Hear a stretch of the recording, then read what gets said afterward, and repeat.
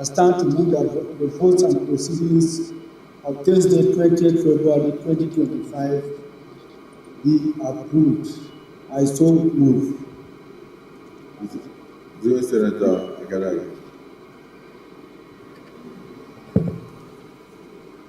Mr. President, distinguished colleagues, I rise to second the motion for the adoption of the votes of proceedings of 20th February 2025. I so second. Thank you, Mr. President. Distinguished colleagues, the motion has been moved and seconded. Those who are in support say aye. Those against say nay. The ayes have it.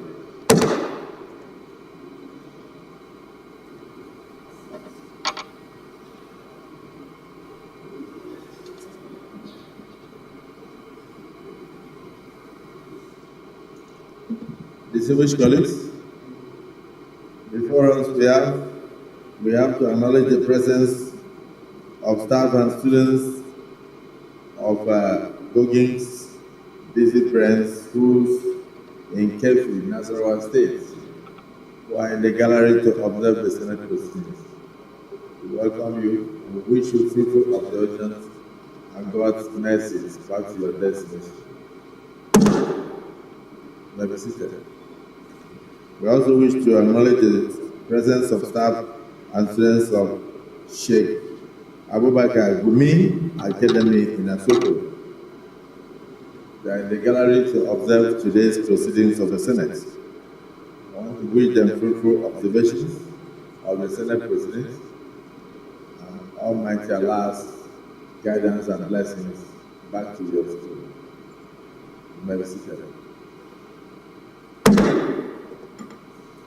Let us also observe the presence of staff and students of standard basic schools in New Yanya in Nasarawa State, who are in their numbers in the Senate gallery to observe the proceedings of the day.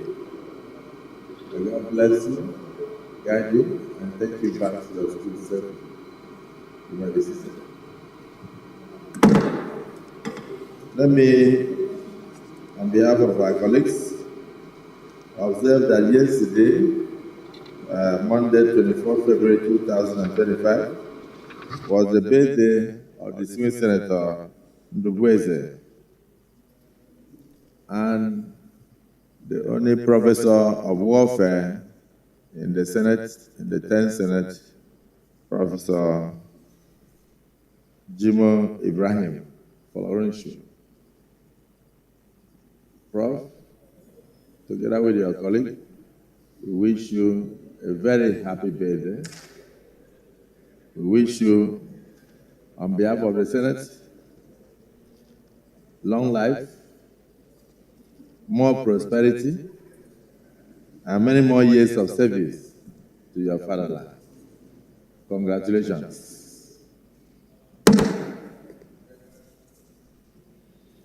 From distinguished Senator Abaribe, letter of invitation to senators, reminder, with profound gratitude to God, distinguished Senator Engineer Abaribe is inviting distinguished colleagues and wishing to inform you that the government of Abia State is graciously marking the events for him, his 70th birthday celebration.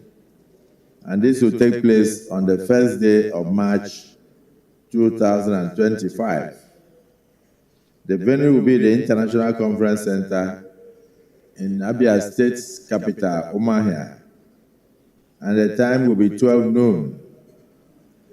Further arrangements have been made for an aircraft to convey distinguished senators to Owerri Airport,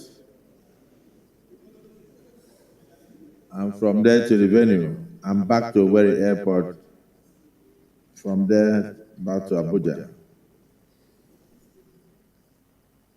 I look forward to sharing and celebrating this special moment in my life with you.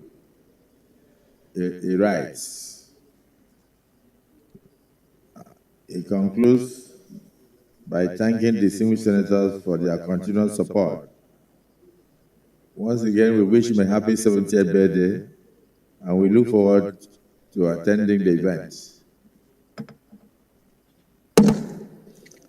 From distinguished Senator Jimmy David Kuta, invitation to Taraba South Senatorial District Empowerment Program and Wukari Divisional Library Commissioning. It is my singular honor and pleasure to invite distinguished colleagues to grace my 2025 Empowerment Program and the commissioning of Phase 1 of the renovated Wukari Divisional Library, scheduled to hold on Monday, the 3rd day of March 2025, at Government Secondary School, GSS, Wukari, Taraba State. Time will be 10 a.m. This initiative aims to empower my constituents across various sectors by providing essential resources such as vehicles, tricycles, motorcycles, sewing machines, grinding machines, tractors, water pumps, and lots more to enhance productivity and livelihoods. Additionally, the commissioning of the Wukari Divisional Library marks a significant step towards promoting education and knowledge and accessibility to knowledge in my constituency. Your esteemed presence will not only add prestige to this occasion, but will also inspire and encourage the beneficiaries and the people of Taraba South. I look forward to your support and participation as we together foster empowerment, education, and national development. Please accept, distinguished colleagues, the assurances of my highest regards. Signed, Senator David S.U. Jimmy Kuta. I wish him a happy celebration, and I pray that many distinguished colleagues will be able to attend this occasion.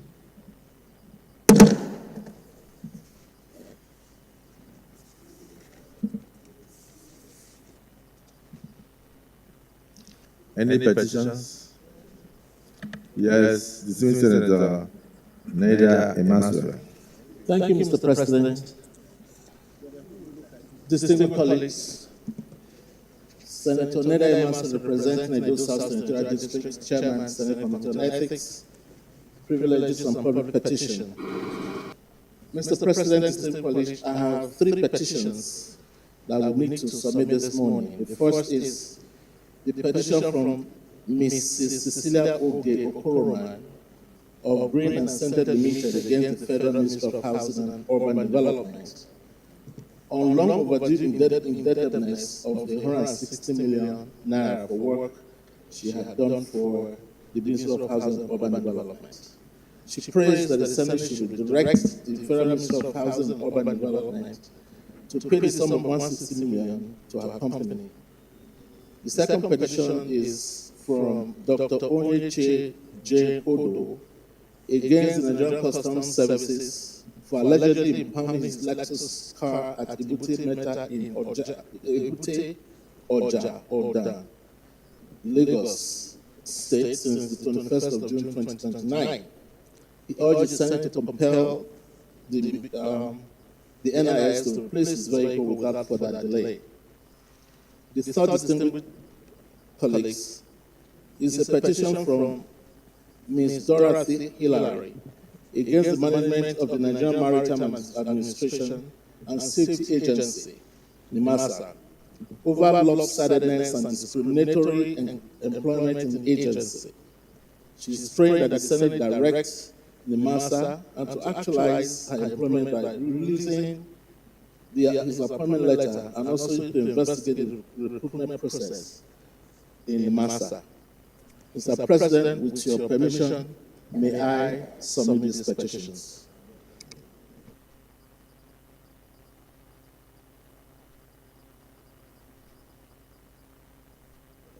Yes, you may wish to lay the petitions.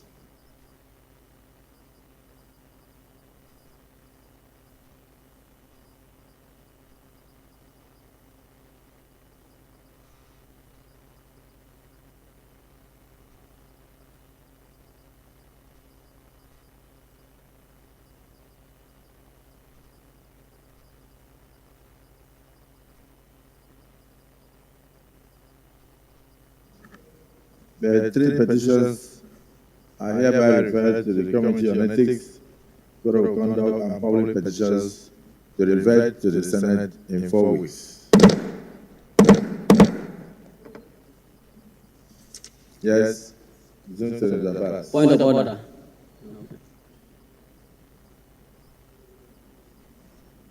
Is it point of order? Petition.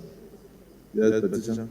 Yes, Mr. President, I'm Senator Aminu Abbas, representing Adamawa Central. Mr. President, petition by one of my constituents by name Polycarp Shalmaksha for illegal dismissal from Nigerian police. He prayed that the Senate intervene for the statement into the Nigerian police. Mr. President, if I'm permitted to submit the petition. Is there any court case arising therefrom? No, Mr. President. Okay. You may wish to submit the petition.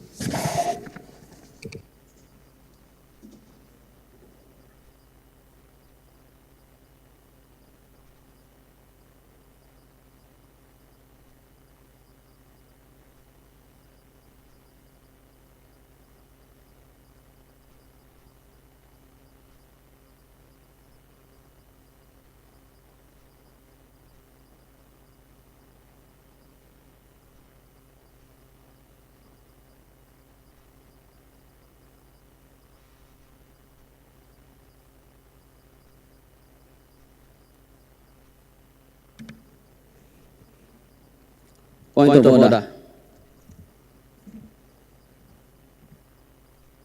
The petition is referred to the Committee on Ethics, Code of Conduct, and Public Petitions to revert to the Senate within 14 days.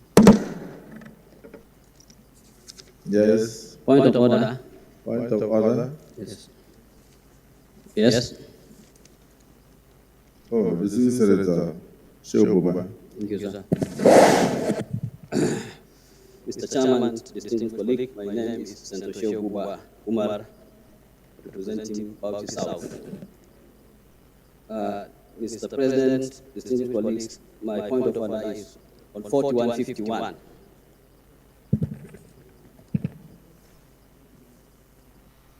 Go ahead. Okay. 41. The matter of the discussion shall, if possible, be deferred to the President of the Senate before commencement of the day's sittings, and the President of the Senate shall refuse to allow the claims unless he is satisfied that the matter is definite and urgent. 51. Notice shall not be dispensed with in the case of a motion or in respect of any other proceedings for which notice is required except with the consent of the President of the Senate and the general assent of the Senators present. Mr. President, distinguished colleagues, this is my motions.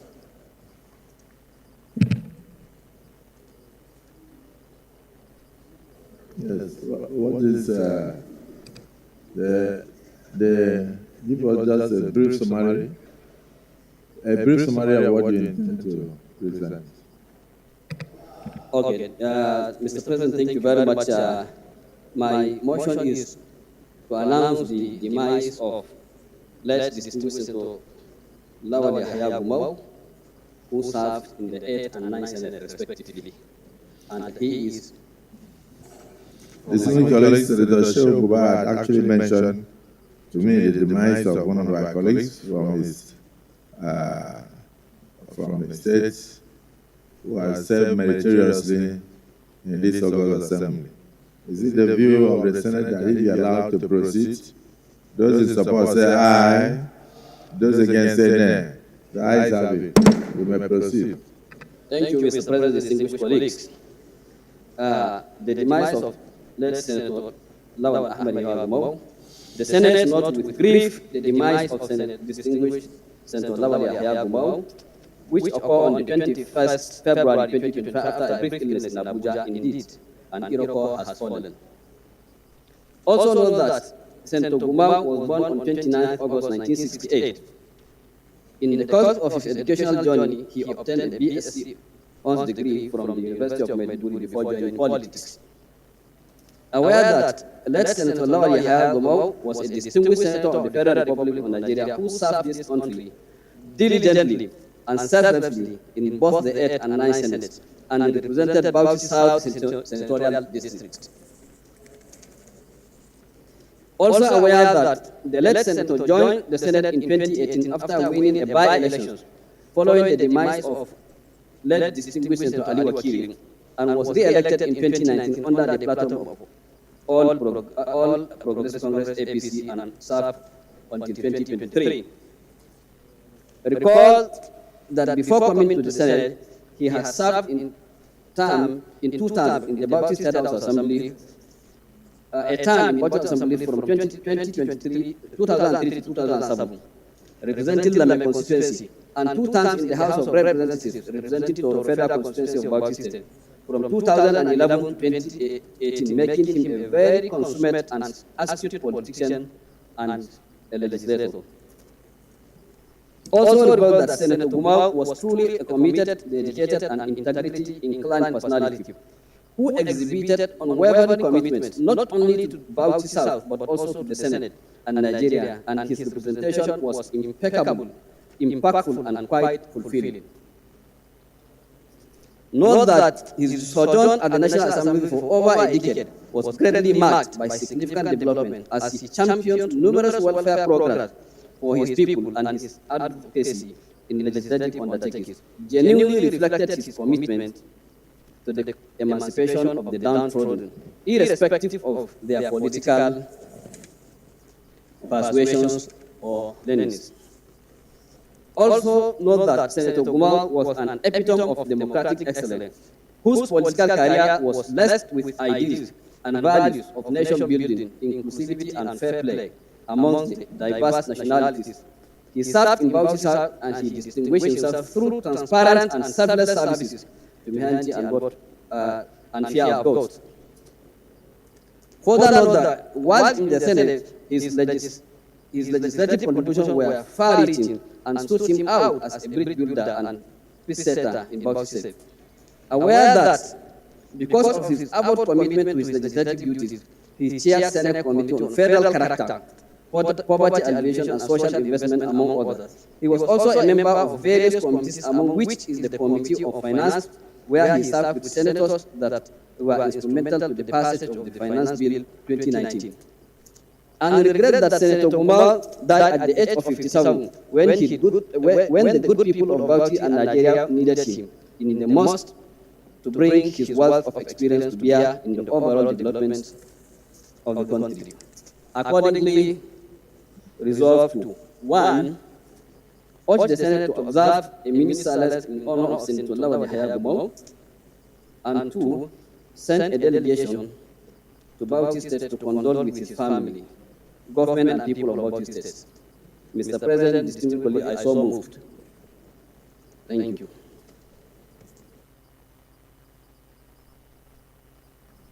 Yes, distinguished Senator Kawu, congratulations on your last celebration. Thank you, Mr. President. I'm Suleiman Abrahman Kawu Sumaila, representing Kano South Senatorial District from Kano, Mr. President. Mr. President, I am here to second the motion moved by my dear colleague and brother, Senator Shehu Buba.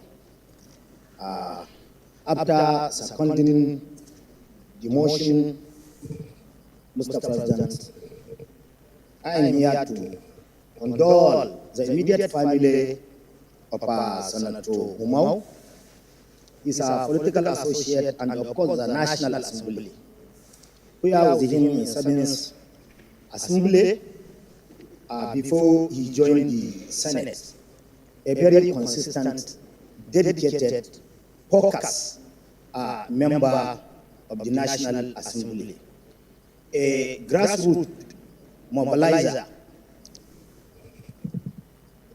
Even in the last general election in 2023, we contested election together with him in the platform of NNPP was then. I commiserated the Senate, I condole. We cherish his commitment to the democracy, a very reliable fellow. We miss him, and Allah subhanahu wa ta'ala love him much. We have nothing to say rather than to say, Allahumma ghafirhu warhamhu wa'afi anhum wa hasin nuzulahu. Allahumma ja'al jannat ma'awahum bi rahmatika ya arhamar rahimin ya rabbul alamin. I so submit, Mr. President. Thank you. Deputy Senate President. Thank you, Mr. President. Barrow Jibrin Kadam North. I stand to register my condolences to the family of our former colleague, Senator Gumau. The people of the Central District represented, that is the Bauchi South Senatorial Zone, and also the people of Bauchi State, the Senate of the Federal Republic of Nigeria, and the entire country, with the loss of Senator Lawal Yahya Gumau.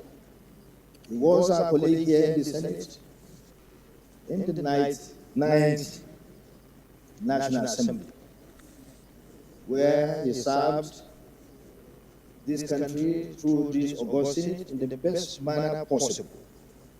He was the chairman of the Senate Committee of Poverty and Alleviation, where he did his best to reposition the committee, and the nation was able to gain from that.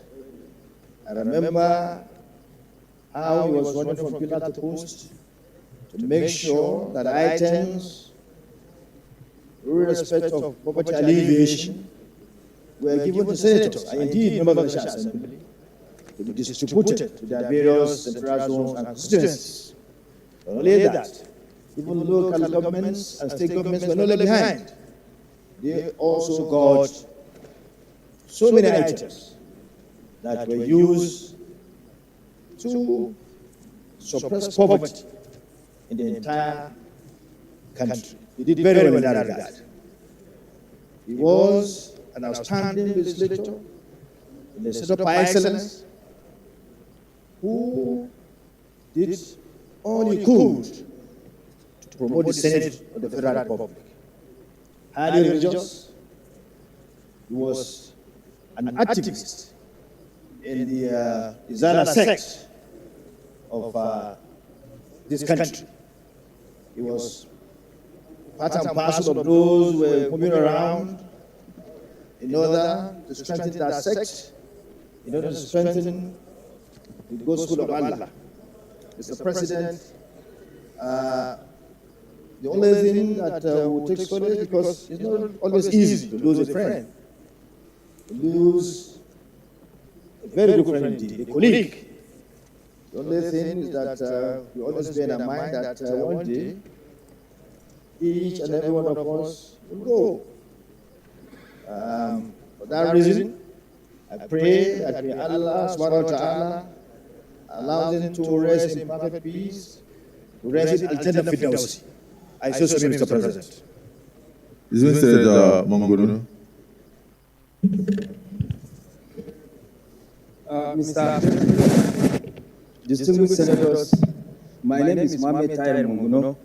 I represent Borno North Senatorial District. First and foremost, I want to seize this opportunity to condole the family and good people of Bauchi South and indeed the whole of Bauchi State for the loss of Senator Gumau. My path crossed with Senator Gumau in the House of representatives when we were both members of the House of Representatives before his ascendancy to the Senate in 17.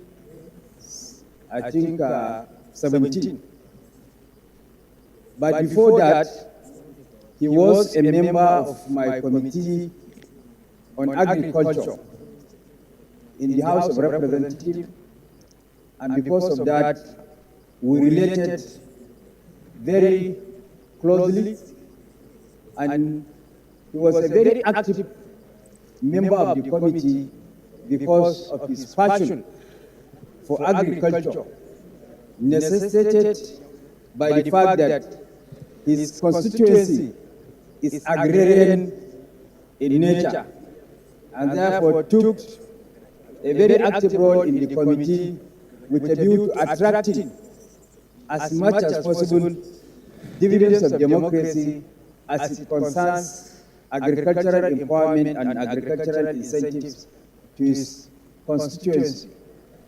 Again, looking at his biodata, one cannot but say that he was a grassroots politician and a politician par excellence, in the sense that he rose through the ranks from House of Assembly, House of Representatives, and then 2 terms in the Senate.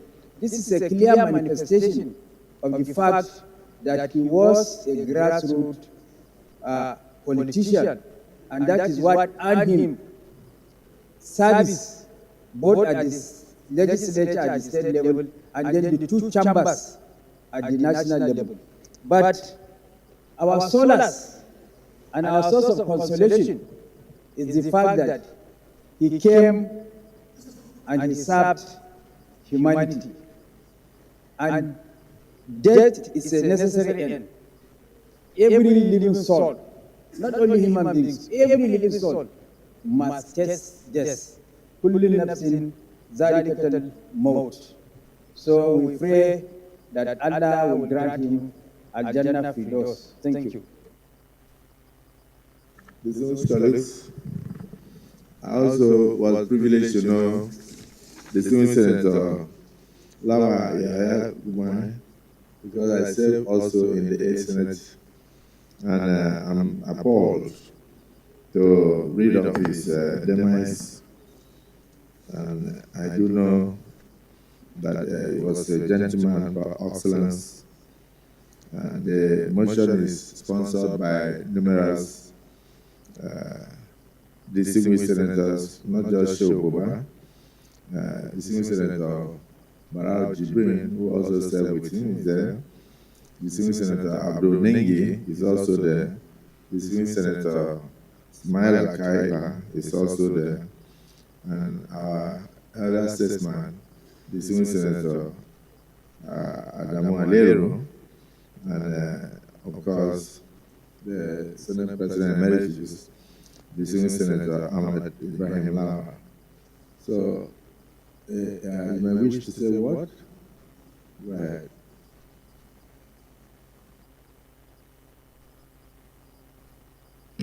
Thank you very much, Mr. President, very distinguished colleagues. I'm Ahmed Ibrahim Lawa, I represent Yobe North Senatorial District.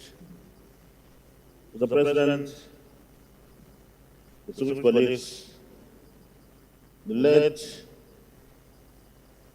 Senator Gumau joined us here in 2017 after the then Senator representing Bauchi South, Malam Wakili, died.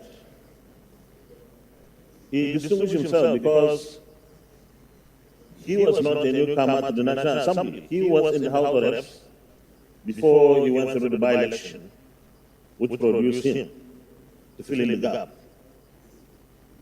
We served in the 8th Senate together, and we served in the 9th Senate, where he served as our chairman, Senate Committee on Poverty Alleviation. That committee is a committee that every senator looks up to, just like the SDG. Because for the first time, probably, we insisted that the National Assembly members must be given some priority, some concession. As we represent the people, we should be able to reach out to our constituents and ask them to participate in the various programs that were then available. And I know how hard he worked at that time with then Minister of Humanitarian Affairs. Mr. President, here we are today talking about a one-time colleague and friend that is no more. What we all know, like the previous speakers have said, that death is a necessary end to everyone who comes to this world. Since we can't avoid it, then we have to prepare for it. And one way to prepare for it is to always be guided by what is godly and morally acceptable. One thing that the late senator achieved for us politicians is that he represented another side of politicians. Most people think politicians are simply failures in so many areas, and therefore they found refuge in politics. No more if it was at all in the first place. But the civil Senator Gumon was a deeply religious person, very religious, and could attend every possible national preaching events of the Izala. That's not very common for politicians, but he was able to achieve this. And he had respect for politicians because at least we have people who participate in politics, who are morally upright by the grace of God, and who give us the other side of who we are. Finally, Mr. President, even though this may not be part of the prayers, but I think we need to look at what we did in the 8th and 9th Senate. We should dust that report that provided for naming of meeting rooms, auditoriums, probably even the chambers after members of the National Assembly who served. This is entirely in the hands of the leadership of the National Assembly. But I think the time is right that we are able to achieve something like this as it is done elsewhere in the world. Thank you for the privilege. Thank you, distinguished colleagues. Let's just take a look at the prayers.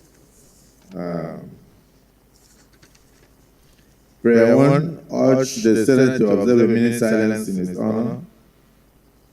Those in support of prayer 1 say aye. Those against say nay. The ayes have it. Prayer 2, Senate delegation to Bauchi State to condole with his family, the government, and the good people of Bauchi State. Those in support of prayer 2 say aye. Those against say nay. The ayes have it. Point of order.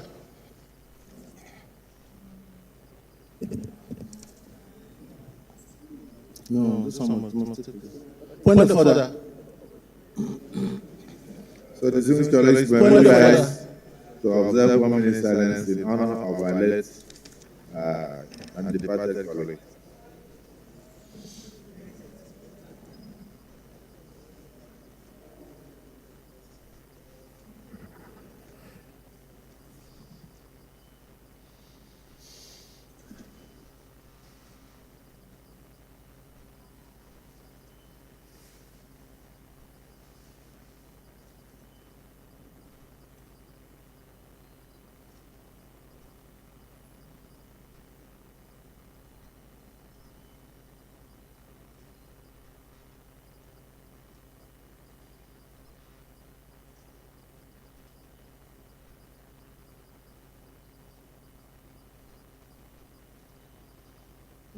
the soul of our departed colleague, distinguished Senator Lawa Yahaya Gumo, who departed this world, rest in glory forever.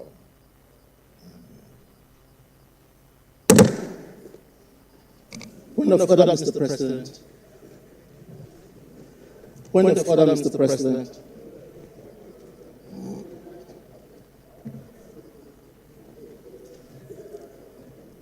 Point of order, Mr. President. Point of order. Thank you, Mr. President. Mr. President, it is with great sense of responsibility that I also stand under Order 41 and 51 for a motion that is of national importance. Mr. President, if you permit me, Order 41 says that the matter for discussion shall, if possible, be referred to the President of the Senate before commencement of the day's sitting, and the President of the Senate shall refuse to allow the claim unless he is satisfied that the matter is definite and urgent. And Order 51 is 51, Mr. President. Notice shall not be dispensed with in case of a motion or in respect of any other proceeding for which notice is required, except with the consent of the President of the Senate and the general assent of the senators present. Mr. President, I have to stand to make this motion knowing that one of the motions have been made today. But this is very important because of the urgency of it. Mr. President, in one of my senatorial district areas, there have been skirmishes and lives. There's various reports of lives that have been lost as a result. At the last count, we heard that about 22 individuals have been killed. And the tension is quite high in that area of Via Northeast and Southwest of Edo South Senatorial District. Given that urgency, Mr. President, I urge you and my colleagues to please permit me to present this motion because of national interest, and if not, only God knows what will continue in that area. That's part of my senatorial district. So, with your permission, Mr. President, and distinguished colleagues, may I present my motion? Distinguished Senator Deja, we've taken one other under 4151 already. Section 41.4 says not more than one such motion may be made at the same time during a sitting. So we are in sympathy with the dead, and definitely it's a motion that you should bring. So is it the view of the Senate that they be allowed to present it on the next sitting? Those in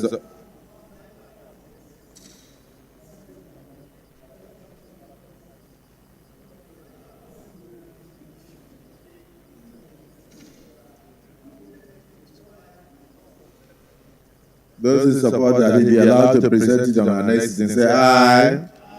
Those against say nay. The ayes have it. So distinguished, you may bring a written motion on our next sitting. Yes, Leader of the Senate.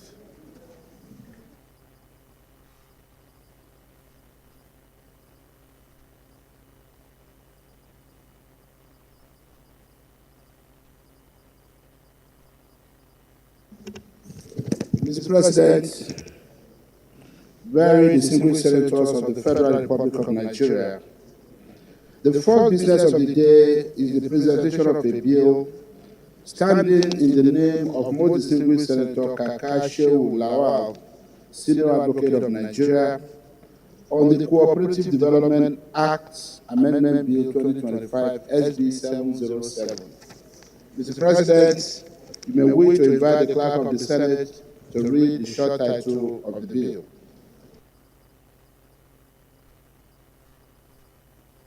Clerk of the Senate.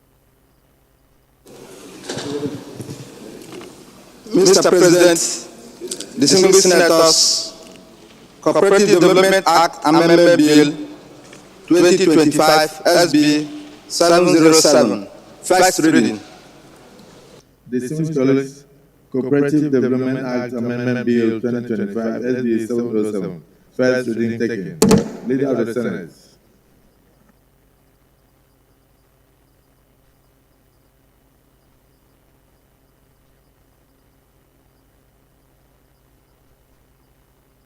Mr. President, very distinguished colleagues, the second business of the day is the presentation of a bill standing in the name of most distinguished Senator Clan Dickett Sato on the Federal Medical Centers Act Amendment Bill 2025 SB 728. Mr. President, you may wish to invite the Clerk of the Senate to read the short title of the bill. Clerk of the Senate. Mr. President, distinguished senators, Federal Medical Centers Act Amendment Bill 2025 SB 728, first reading. Distinguished colleagues, Federal Medical Centers Act Amendment Bill 2025 SB 728, first reading taken. Leader of the Senate. Mr. President, very distinguished colleagues, the third business of the day is the presentation of a bill standing in the name of most distinguished Senator Abdul Hamid Malam Medori Ahmed on the Constitution of the Federal Republic of Nigeria 1999 Alteration Bill 2025 SB 729. Mr. President, you may wish to invite the Clerk of the Senate to read the short title of the bill. Clerk of the Senate. Mr. President, distinguished senators, Constitution of the Federal Republic of Nigeria 1999 Operation Bill 2025 SB 729, first reading. Distinguished colleagues, Constitution of the Federal Republic of Nigeria 1999 Alteration Bill 2025 SB 729, first reading taken. Leader of the Senate. Mr. President, very distinguished colleagues, the fourth business of the day is the presentation of a bill standing in the name of most distinguished Senator Asupo Ekpenyong on the Suicide Prevention Bill 2025 SB 730. Mr. President, you may wish to invite the Clerk of the Senate to read the short title of the bill. Clerk of the Senate. Mr. President, distinguished senators, Suicide Prevention Bill 2025 SB 730, first reading. Distinguished colleagues, Suicide Prevention Bill 2025 SB 730, first reading taken. Leader of the Senate. Mr. President, very distinguished colleagues, the fifth business of the day is the presentation of a bill standing in the name of most distinguished Senator Jimoh Ibrahim Folorunsho on the National Artificial Intelligence Commission Establishment Bill 2025 SB 731. Mr. President, you may wish to invite the Clerk of the Senate to read the short title of the bill. Clerk of the Senate. Mr. President, distinguished senators, National Artificial Intelligence Commission Establishment Bill 2025 SB 731, first reading. Distinguished colleagues, National Artificial Intelligence Commission Establishment Bill 2025 SB 731, first reading taken. Leader of the Senate. Thank you, Mr. President and distinguished colleagues. The first order of the day is the presentation and adoption of the Conference Committee report on the Maize Export Bill 2025. Distinguished senators will recall that the Senate and the House of Representatives passed different versions of the Maize Export Bill 2025. The conference committee of both houses have met and harmonized the differences in accordance with Senate Standing Order 86. Mr. President, with your permission, I move that the Senate do receive and adopt the conference report. I so move, Mr. President. Yes, distinguished Senator. Thank you, Mr. President. I rise to second the motion that the Senate do receive and adopt the report of the maize export bill. I so second.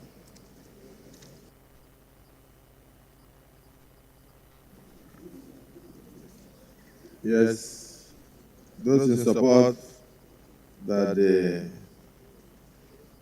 conference committee report be received on this maize export bill 2025, say aye.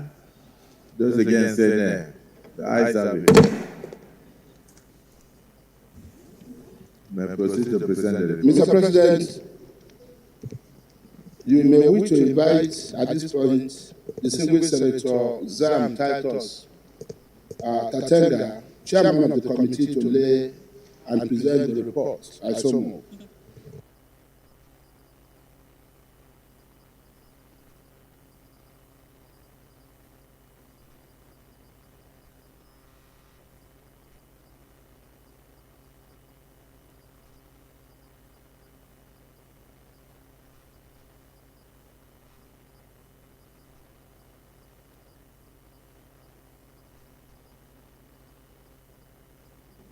Yes. Can you proceed to lay the report? Who should invite me? Mr. President, distinguished colleagues, I am Senator Dr. Titus Tatenda. I represent Benue Northwest Senatorial District. Mr. President, I rise to move that the Senate do receive and adopt the report of the Conference Committee on Maize Export Bill 2025. I so move.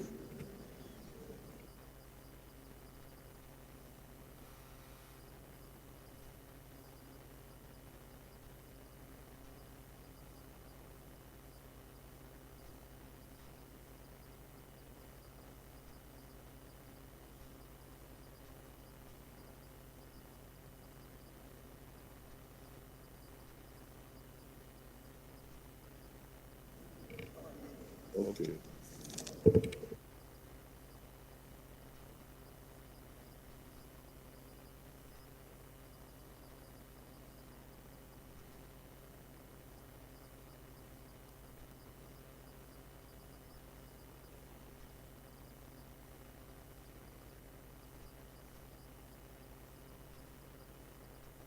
Distinguished Senator Zam, the leader had moved the motion for you to lay the report. Please go ahead.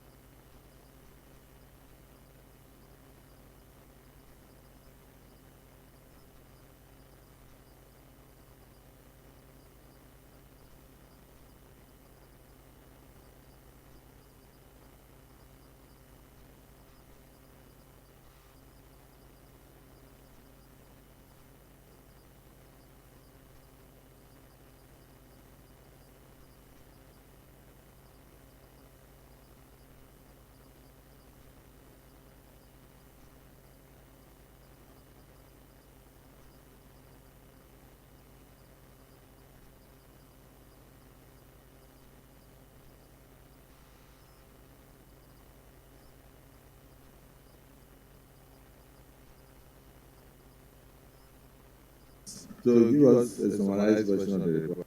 Okay. Mr. President, distinguished colleagues, report of the Conference Committee on a bill for an act to prohibit the exportation of maize or its derivatives in large commercial quantities outside of Nigeria and for related matters. The Maize Export Prohibition Bill 2024 was passed by the House of Representatives and the Senate with differences.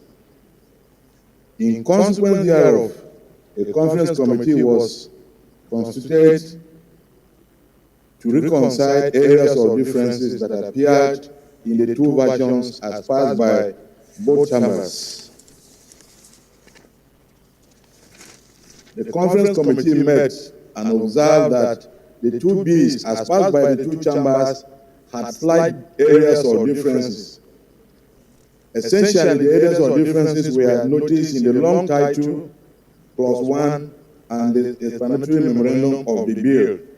The committee therefore deliberated upon those areas of differences and harmonized them accordingly. Recommendation. The conference committee hereby recommends for the adoption and approval of the harmonized version of the bill as follows: that the Senate and House do consider and approve the report of the conference committee on the Maize Export Prohibition Bill 2025 as recommended. On behalf of the committee members, I wish to thank the Senate for giving us this privilege to serve the country. Thank you very much, Senate President.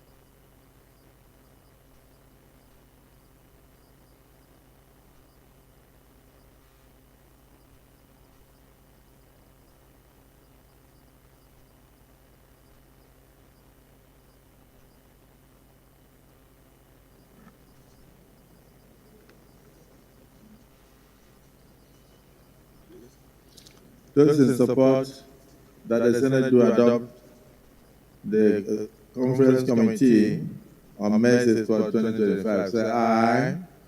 Those against say nay. The ayes have it. Yes, so the committee conference report is hereby adopted. Leader of the Senate.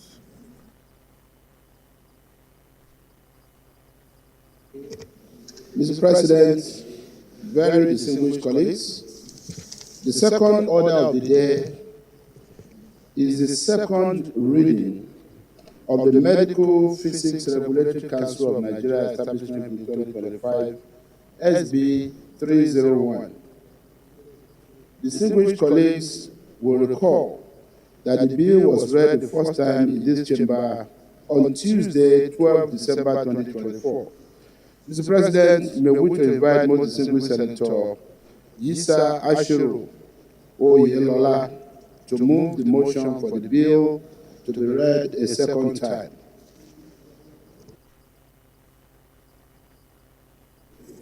Distinguished Deputy Senate President, please approach the chair.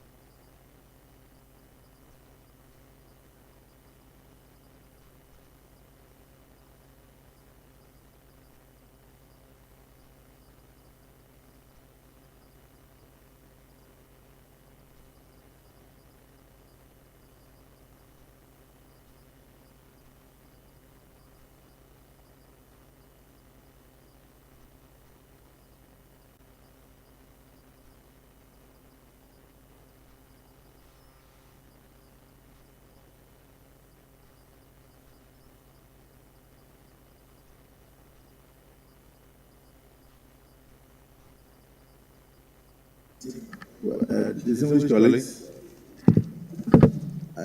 this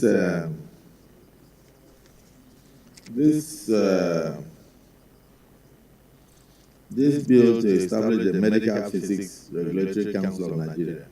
Are we going to also have biological physics, and then it can't even go under dental and Dental Council of Nigeria? I think that is already established and all that. So specifically medical physics regulatory council. I don't think it's something we should go ahead, but if you want to justify why senators should support, it seems that you can go ahead. But setting up a council for medical physics alone, and then tomorrow others will come for biological physics, others will come for geographical physics, geographical council, and almost all the science, the items, science. Then you have environmental council. You have so it's really not a good idea to have this. But if you think you have justification, go ahead. Yeah, Your Excellency, Mr. Senate President, distinguished colleague, I feel very strongly that this aspect of our life, this aspect of medical service is very distinct, and we need to protect ourselves, and by regulating it. It's highly specialized. Not only specialized, it's substantially different from medical profession. And I will seek your indulgence for me to present my bill for second reading on this. I so move, Mr. President.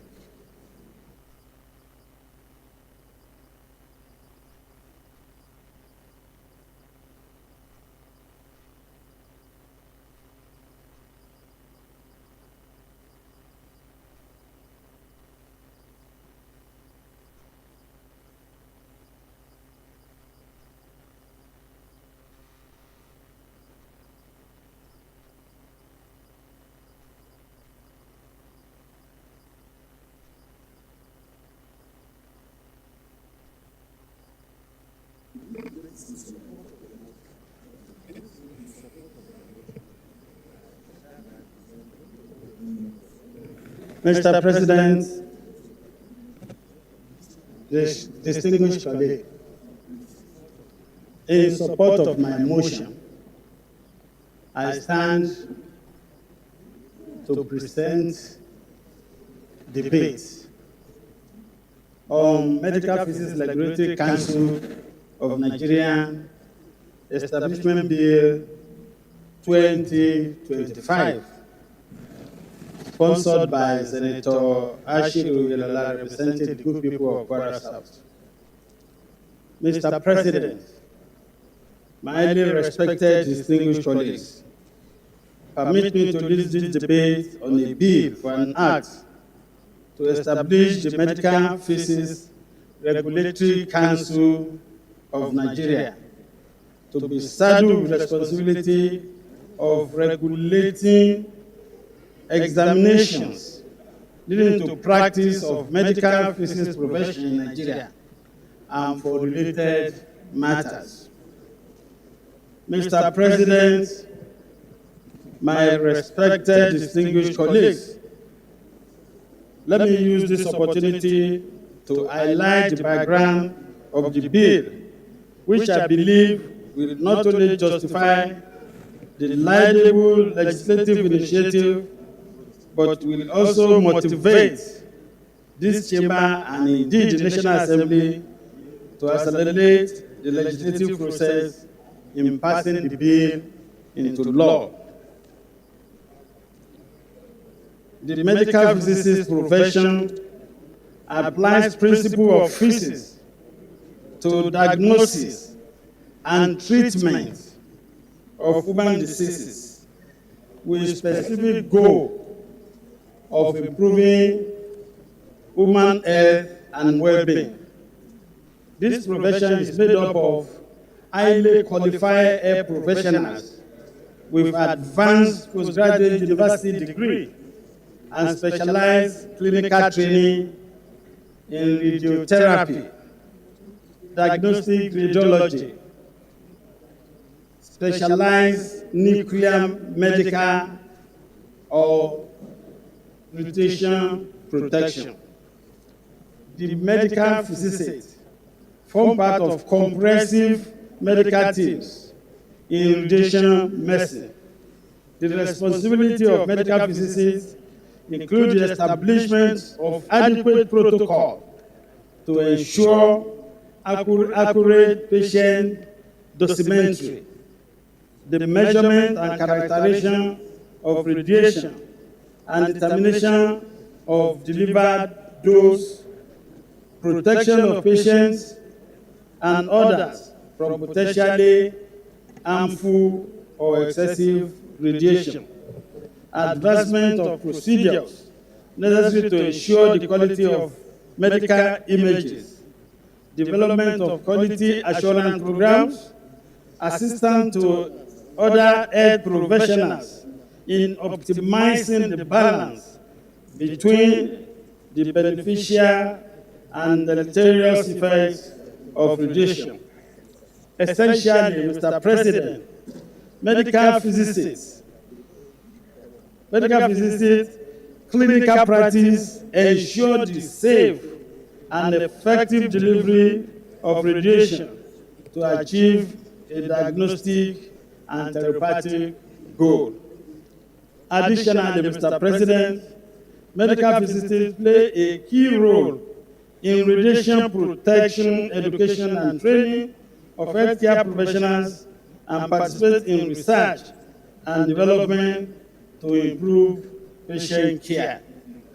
Mr. President, my respected distinguished colleagues, without placing the practice of medical physicists under a regulatory body, the application of radiation in medicine could lead to unsatisfactory outcomes, such as patients being underdosed or overdosed, leading to stochastic or deterministic effects, and the success of diagnosis or treatment could be jeopardized. Medical staff and public may also be in danger of unnecessary radiation exposure if medical physicists are not at the post to ensure safety. Mr. President, my respected distinguished colleagues, there is no law presently regulating the activities of medical physicists professions. The Nigerian Association of Medical Physicists, in its quest to ensure sanity in the practice of medical physicists profession, took it upon itself to regulate the activities of medical physicists practice in Nigeria to prevent incurable damage to the members of public which may arise from its non-regulation. This present bill seeks to give legal backing for the regulation of the practice of medical physicists in Nigeria through the establishment of Medical Physicists Regulatory Council. The objective of the bill, Mr. President, my respected colleagues, the objective of the bill are as follows: secure, under the provision of the bill, the establishment and maintenance of register of persons who are eligible to practice as members of medical physicists profession, and publish from time to time the list of such persons. Issue the appropriate license to qualify members. Determine the standard of knowledge and skill to be attained by persons seeking to become member of medical physicists profession. review and prepare from time to time the code of conduct which the Council considers appropriate for the practice of the medical physics profession, liaise and foster cooperation with international bodies to promote professionalism in medical physics in the country, approve accreditation of the premises for practice of medical physics, and made a policy for advancement of medical physics practice. Mr. President, my distinguished colleagues, I humbly urge you to pursue the legislative proposal. Thank you for your attention. Dismissed Senator Monguno. Mr. President, distinguished senators, Mohammed Tai Monguno, I represent Borno North Senatorial District. I'm not a medical doctor, neither do I belong to any segment of the medical profession. But lawyers, being learned men, we are conversant with the nitty-gritty of practice of all professions, and therefore I am eminently qualified to contribute on this subject matter, Mr. President. Mr. President, distinguished senators, based on my understanding of this bill, is that this bill merely seeks to regulate the practice of medical physics in Nigeria. It's a specialized arm of medical practice, very, very specialized and highly technical in nature, and therefore this bill merely seeks to bring about regulations that will bring the practice of medical physics in tandem with international best practice, and also stamp out quackery in the profession. Because if quackery is not stamped out, it is going to bring a lot of negative consequences to humans that come in contact with those practitioners. And again, Mr. President, distinguished senators, our constitutions allow the freedom of association. So these are a group of Nigerians that belong to a particular profession, and they want to form an association with a view to regulating themselves, stamping out quackery in their profession, bring the practice of their profession in tandem with international best practice to know themselves, and our constitution allows freedom the freedom of association. So based on that, distinguished senators, Mr. President, we should allow this bill to go into second reading without much ado and with the speed of light. Thank you. Dismissed Senator Professor Jimo Ibrahim. Thank you, Your Excellency, the Senate President of the Federal Republic of Nigeria. My name is Jimo Ibrahim, representing the very good people of Ondo South from Ondo State. With utmost respect to the leader, one of our very foremost leaders in the Senate, the respect of this bill, who is actually the mover and the owner of this important bill. I want to direct our attention to the fact that we must be guided as Senate. We cannot continue to have duplication of efforts. There are many regulatory commissions in the medical profession. Even as big as the dentist commission profession is concerned, it's even subsumed under medical. So we have medical and dental commission. So why do we continue to have different commissions within the same sector? It's not about whether it's intended or international practice. International practice doesn't say you should have multifarious commission inside one sector of the economy. The medical sector is is all important, as Senate President. And just like the last speaker said, Yeah, he's a lawyer, and I give him a lot of respect. Some of us are also lawyers. I've done 35 years in legal profession, and I know the implication of continued duplication of efforts. And it's on this note that I think the Senate should be well guided and allow this bill to sleep as it stands. Because there's another time now you will see Medical Laboratory Council, you will see Medical Library Council. There are people that keep the books in medical profession are so important that they should have their own regulatory agency. You will even have medical needle, infection council. So obviously speaking, there are people that inject nails. Even medical blood transfusion council will also come. And I think when we do all of this, we create problem to the laws of the Federal Republic of Nigeria as converging complexities come around one legislation or multifarious legislation that you can rather select interpretation. Now, the practical problem is that of the court.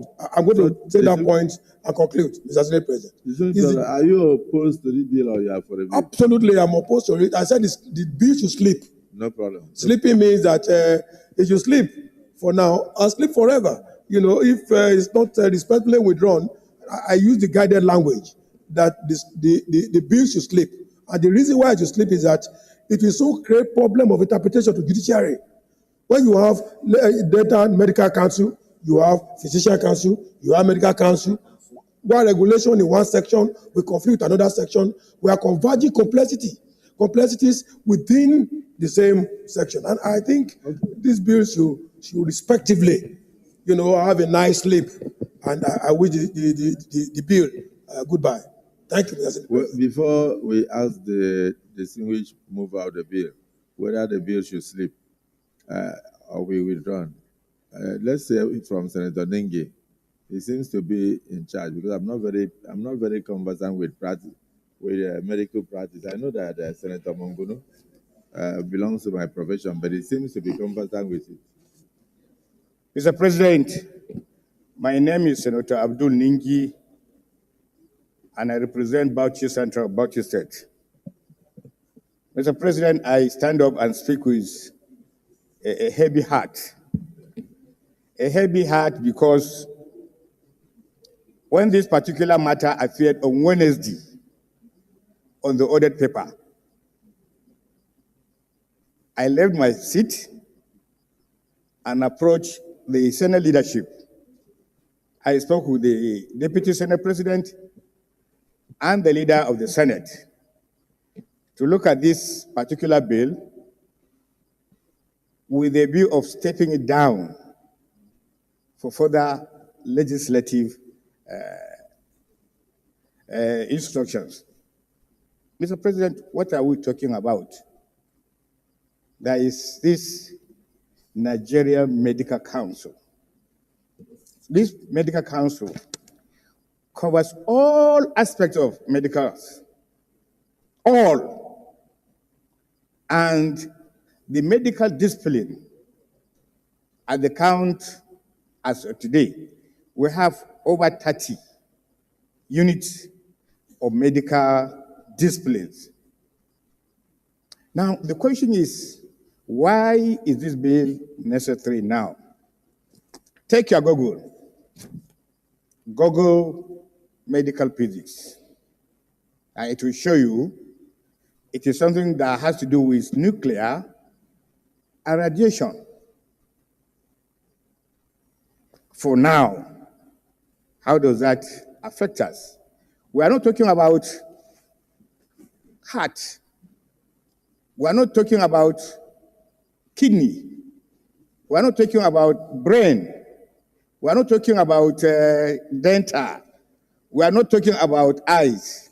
We are not talking about orthopedics.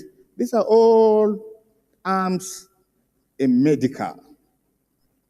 And therefore, there is no particular definition of a doctor who is supposed to head this medical association. The radiation technologist or doctor can head this organization. The heart surgeon can head this organization. The kidney surgeon can hear. So there is no particular inhibition by this organ of this under the medical that will necessitate the introduction of this. And the question that arises, Mr. President, why is the inhibition by the medical pieces?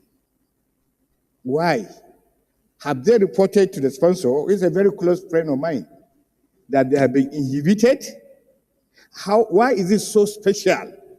How special is the medical physics, amongst other things, distinguishing them from other medical sciences? What is so special between them and heart and kidney and this thing that requires this particular regulation as an independent entity?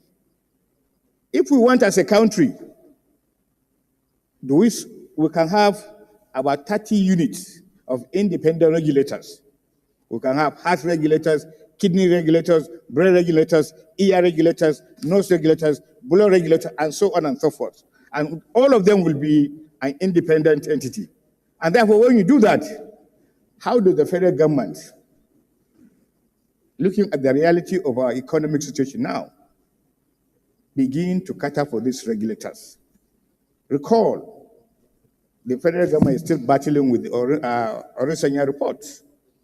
So I think rather than this bill sleeps, rather than it sleeps, it will come in handy maybe in the future. So we just step it down. My take is that step it down. Let the mover consult more and give us the reasons why we will pass the bill. But so far, like I said, I didn't want this bill appeared and then debated. I want it step down so that, because it's a principal officer, it's a convention. Usually when a principal officer brings a motion or a bill, you let it go, you allow it.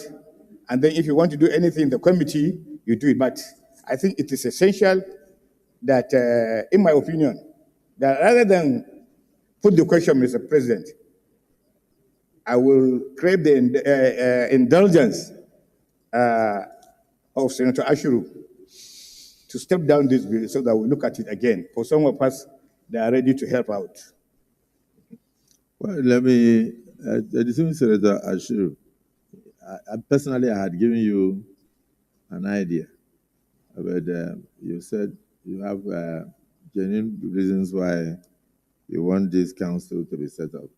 And he has even further broken it down to Medical Kidney Council of Nigeria, Hematology Kidney of Nigeria, Medical Pathology something of Nigeria. So really, it's almost like a specialized field, having a council. So let's not waste time. Distinguished colleagues, those in support that this bill be downread a second time, say aye. Those against, say nay. The nays have it. Leader of the Senate. They don't.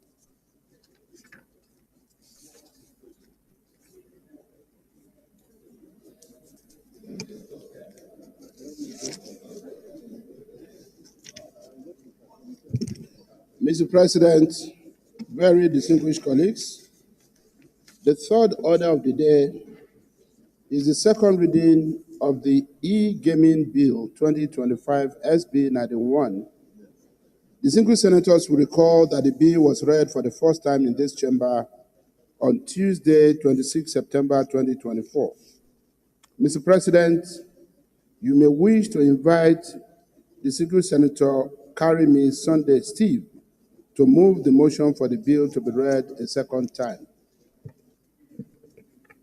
Thank you, Mr. President. Senator Karimi. Thank you, sir. Thank you, Mr. President. My name is Karimi Sunday Steve. I represent the people of Kogi West. I hereby move that a bill for an act to establish the National E-Gaming Agency and its governing boards charged with the responsibility of managing and regulating the national e-gaming industry in Nigeria with a structural approach to the administrative modulation of remote gaming conducted at the national or interstate basis, and for related matters, 2025, be read for the second time. Mr. President, my highly respected colleagues, permit me to lead the lead debate on the bill for an act to establish the e-gaming bill. This bill was read for the first time in this Allo chamber on Tuesday, 26 September 2024. The bill seeks to establish the National E-Gaming Agency to protect its cyberspace and regulate all online gaming. You will agree with me that the rapid growth of online gaming presents significant cybersecurity threats, including cyber fraud, identity theft, money laundering, and cyber terrorism. Therefore, there is need for a legislation to provide for a proper regulation and oversight of online gaming platforms, which can be exploited for illicit financial transactions and recruitment channel for criminal activities by both national and international interest group, organization, or country. The Senate will recall that on the 22nd November 2024, the Supreme Court nullified the National Lottery Act, pursuant to a suit filed by Lagos State government, and held that the states have power to legislate over lotteries in their states. As it is now, there is no law in place by the federal government to control e-gaming in the country.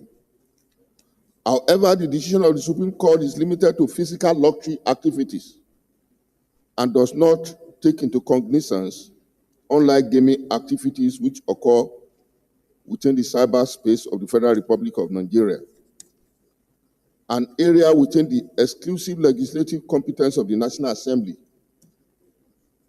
by virtue of item 67 of the exclusive legislative list. Accordingly, this bill repeals the National Lottery Act of 2005 and enact e-gaming legislative framework to prevent cybersecurity threats and ensure revenue generation from online gaming.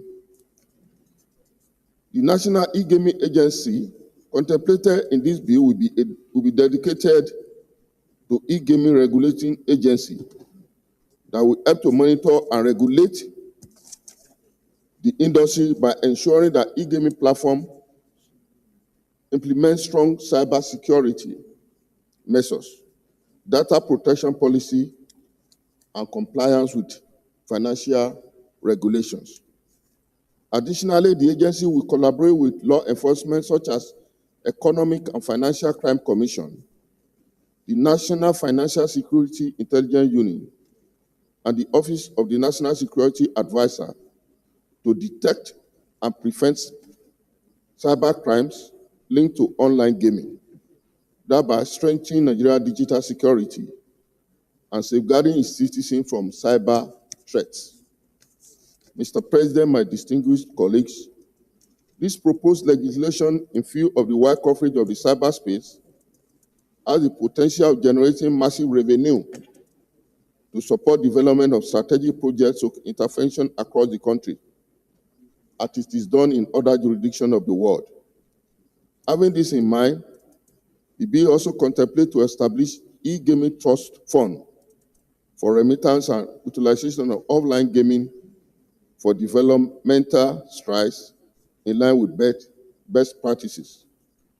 The utilization of the proceeds from this fund will target projects and sectors such as security and public safety, access to improve through quality healthcare services, promotion of sustainable agricultural practice and food supply, sports and youth development, stroke empowerment, advancement of education and skills development, access to clean water and sanitation, provision of social services and welfare programs, climate change mitigation and adaptation, disaster management, and provision of humanitarian services.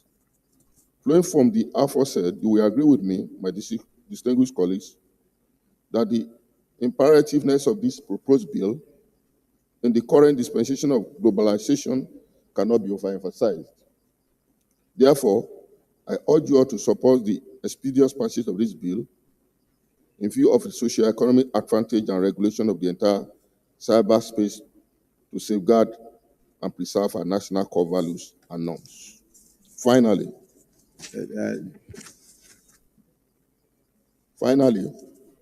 in compliance with Order 7.6 of the Senate Standing Order 2023 as amended, a compendium of the financial implication of the establishment of the e-gaming agency is hereby attached.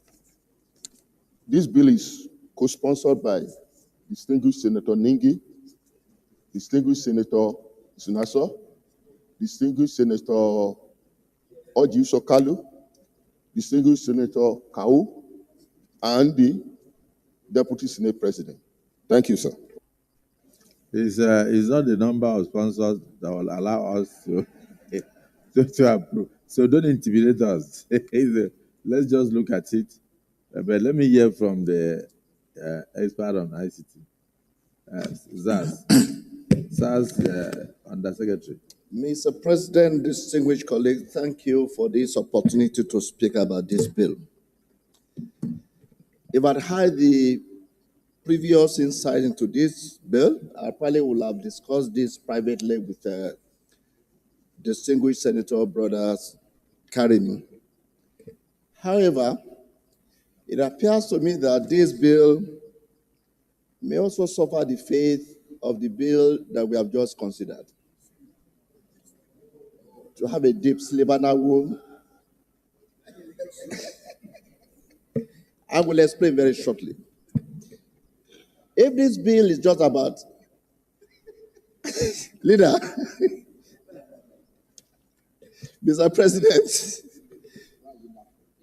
it does appear that I either require your protection or I need to consult very briefly, and then I'll come back because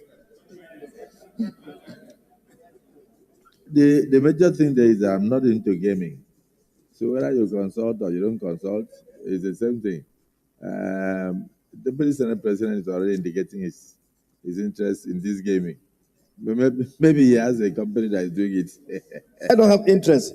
Thank you, Mr. President, for recognizing me. The gaming is the one on online. No? I don't engage in gaming. I'm not a gambler. I don't gamble.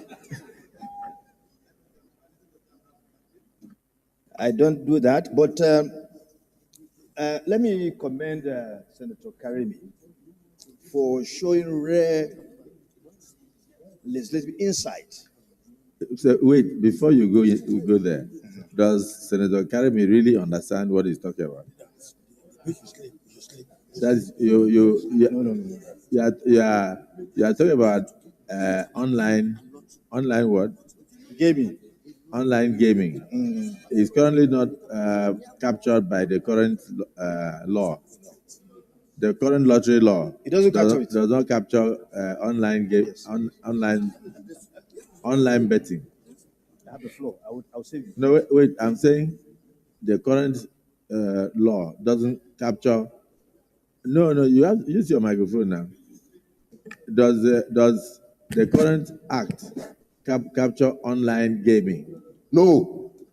And also, sir, even the act on lottery. Don't you think we should withdraw it and then investigate? No, I'm coming.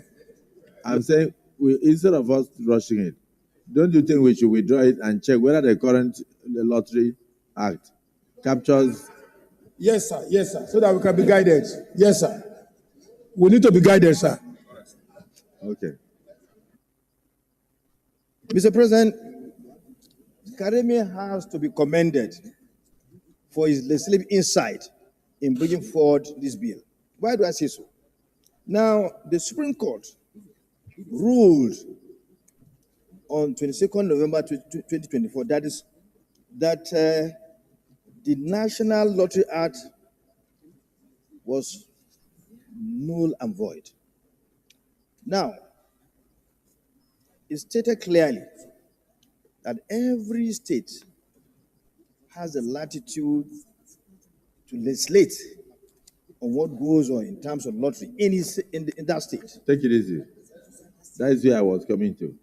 The Supreme Court latest decision is that the National Lottery Act is null and void, and that any state, particularly using the houses or assemblies, have a right to go into regulating their what do you call it, their lottery, which sometimes is almost sometimes what do you say?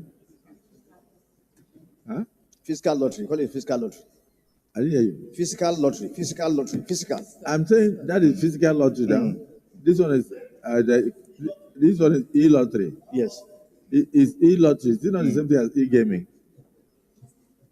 E-gaming is like e-lottery. So I say with the latest Supreme Court decision, going further with this. Allow him now. Allow him. Allow him now. See. Okay. Order. Just continue. Okay. No, what I'm saying is that the Supreme Court recently gave a judgment that the National Lottery Act is null and void, and decided that lottery should belong to states. They gave concurrence legislative powers and not exclusive legislative powers to the National Assembly, right? So it's now concurrent, the state. And so what you want to do now is we should start our own. The other one you said was physical lottery, and the Supreme Court shut it down. We should now start with e-lottery, so that we now explain to the Supreme Court that in view of that we have a provision that they can also do their own law in the state. But we have forgotten that any law that is made by the National Assembly is superior to the state, to the law made by the state. And any provision therein that is in conflict with any law made by the National Assembly is null and void to the extent of the inconsistencies. So why do we suddenly revive a dead act? But if you feel that you want to, I think my own opinion is that we should actually attempt to withdraw it and then study the national. Am I right? That we should study the recently voided act and then study the Supreme Court decision before we run into another issue. So yes. So okay. What I'm saying, while I agree with your opinion, I want to say that a lot of interests have been put into crafting this bill. And the normal tradition, normally, we don't want to kill the psyche or the zeal of senators who have put their energy together. Even if it's in contravention with the Supreme Court decision. I'm coming. You see, what he has done here, he has shown rare legislative innovation by looking at the entire space and seeing that the cyber gaming activities are not covered by our current law. And that was saying, so that government will not lose revenue. So to that extent, I think I agree with you, but we should allow this bill go. And then the committee, and of course, maybe we add committee on legal matters. Let them conjointly look at the entire thing so that they can come with their opinion. We try to not throw the baby with the bathwater. That's what I was talking about. So let the bill go, and then jointly, with your powers as the Senate President, allow the joint committees to now look at it and report. It's not the end of it. It's a work in progress. No. DSP, approach the chair. Chairman Judiciary, please say something. Thank you, Mr. President. Adeni Adegbomire, Ondo Central. Mr. President, I think that we need to first properly situate the judgment of the Supreme Court. And my view is that what the Supreme Court had said is that you really cannot make a federal law to regulate lottery. Whatever you call it, e-gaming, physical gaming, is the same thing. What they call e-gaming is an aspect of. Let me hold on for Mr. President to finish consulting.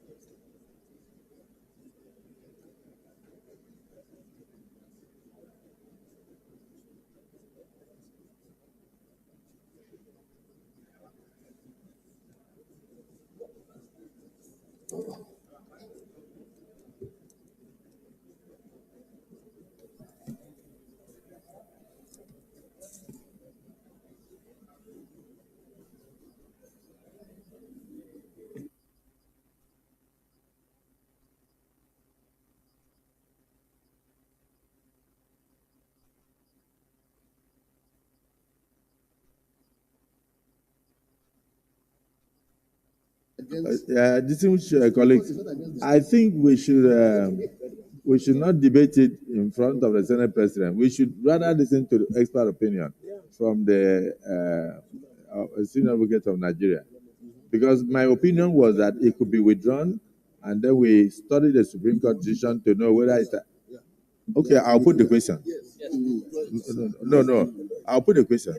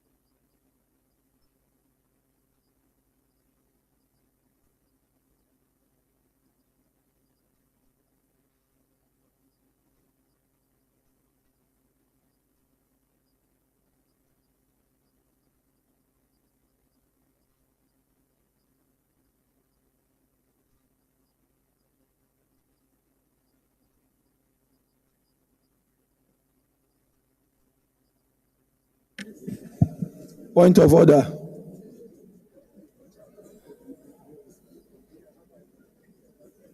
Point of order.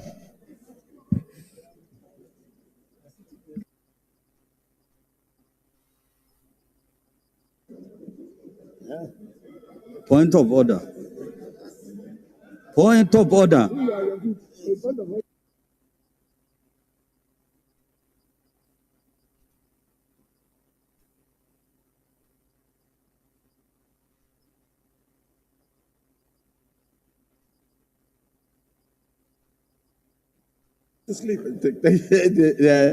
The chairman, with due respect, chairman, legal matters and judiciary, the mover of the bill has approached the chair that in view of the Supreme Court decision that he would like to go and study the decision. So let's hear from him.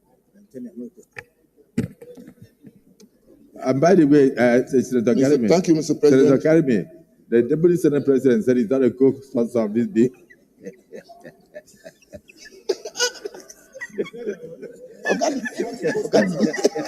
So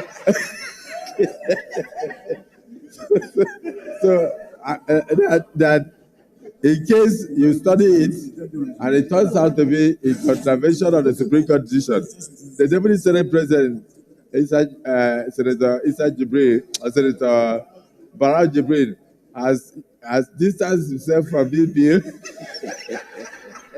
So your observation is noted. So, Senator Karimi, thank you, Mr. do President. the needful. Following your guidance and the mode of the Senate, I want to withdraw this bill for further consultation. Thank you, sir. Distinguished colleagues, Senator Karimi, the mover of the bill, has requested that this bill be stepped down for further consideration.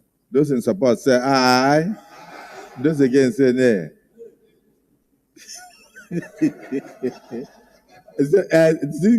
Karimi, you now know your friends. Senator Ababoro is saying I should put the question so that this bill can rest in peace. So the ayes have it. The bill is hereby stepped down. Bill is sleeping.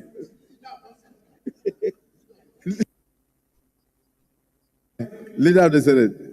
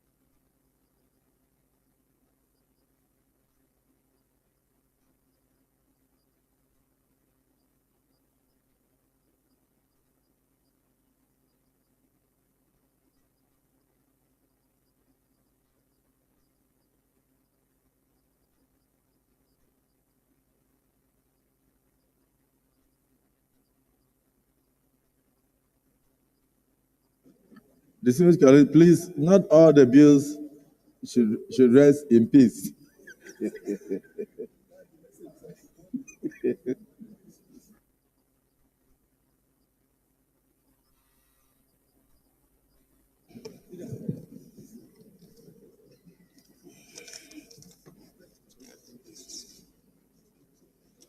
Mr. President, very distinguished colleagues, the fourth order of the day is the second reading of the National Eye Center Ochadamu Kogi State Establishment Bill 2025 SB 589. Distinguished senators will recall that the bill was read for the first time in this hallowed chamber on Wednesday, 9th October 2024. Mr. President, you may wish to invite most distinguished Senator Jibril Issa to move the motion for the bill to be read a second time. Distinguished Senator Issa Jibril. Your Excellency, Mr. President, very distinguished colleagues, I am Issa Jibril, representing the very good people of Kogi East. Mr. President, I want to thank you very much for giving me the opportunity to lead this lead debate. But before I continue, I just want to go down the memory lane to state that this bill actually went through all the rudiments at the 9th Senate, but was denied assent by Mr. President. Mr. President, distinguished colleagues, permit me to lead the debate of this very important bill, which seeks to establish the national, it's actually national, not federal, the National Eye Center of Shadamu, to take over staff, assets, and liabilities of the Holy Memorial Hospital of Shadamu, Kogi State, for the prevention and cure of eye defects and diseases, and to establish a board to govern the center and an academic committee to take charge of the center's academic affairs and for related matters. The bill was read for the first time in this hallowed chamber on Wednesday, 9th October 2024. Mr. President, distinguished colleagues, Kogi East Senatorial District, where the center is proposed to be sited, comprises 9 local government areas: Ankpa, Basa, Dekina, Ibaji, Ida, Igalamela, Dolu, Ofoloma, Boro, and Omala, with a population of over 2 million. The Holy Memorial Hospital, Ochadamu, which is a missionary hospital, was founded in 1948 in response to the needs of those suffering from leprosy. Subsequently, eye care became an integral part of the hospital due to the prevalence of eye diseases and related complications in the area. The eye care that was introduced into the program of the hospital is the only eye center in Kogi East, rendering services to patients within the state and neighboring states. However, this hospital is faced with a myriad of challenges such as shortage of ward accommodation, insufficient clinical area, under-equipped theater, and power challenges. Mr. President, distinguished colleagues, the centrality of the proposed National Eye Center to the overall health of the citizens is underscored by a recent study on visual challenges in Kogi State, which found that 128,000 citizens have severe visual disorders and about 8,500 are blind, a situation attributed to various factors. The study found cataract, the commonest cause of severe visual impairment and blindness, being responsible for 45.3% and 43% respectively. Furthermore, glaucoma, which is an optic neuropathy that presents with a characteristic optic disc damage and visual field defect with intraocular pressure as one of the modifiable risk factors, has led to several cases of irreversible blindness in the Senatorial District. This is in addition to other conditions such as corneal scarring and uncorrected refractive errors found to be among the major causes of blindness and visual impairment in the Senatorial District. Distinguished colleagues, the proposed National Eye Center will afford opportunities for early detection and treatment of various eye defects, including age-related macular degeneration citizens, which is important and cost-effective. Visual screenings and eye exams can help detect these eye diseases while they are still treatable, ultimately stopping or avoiding vision loss.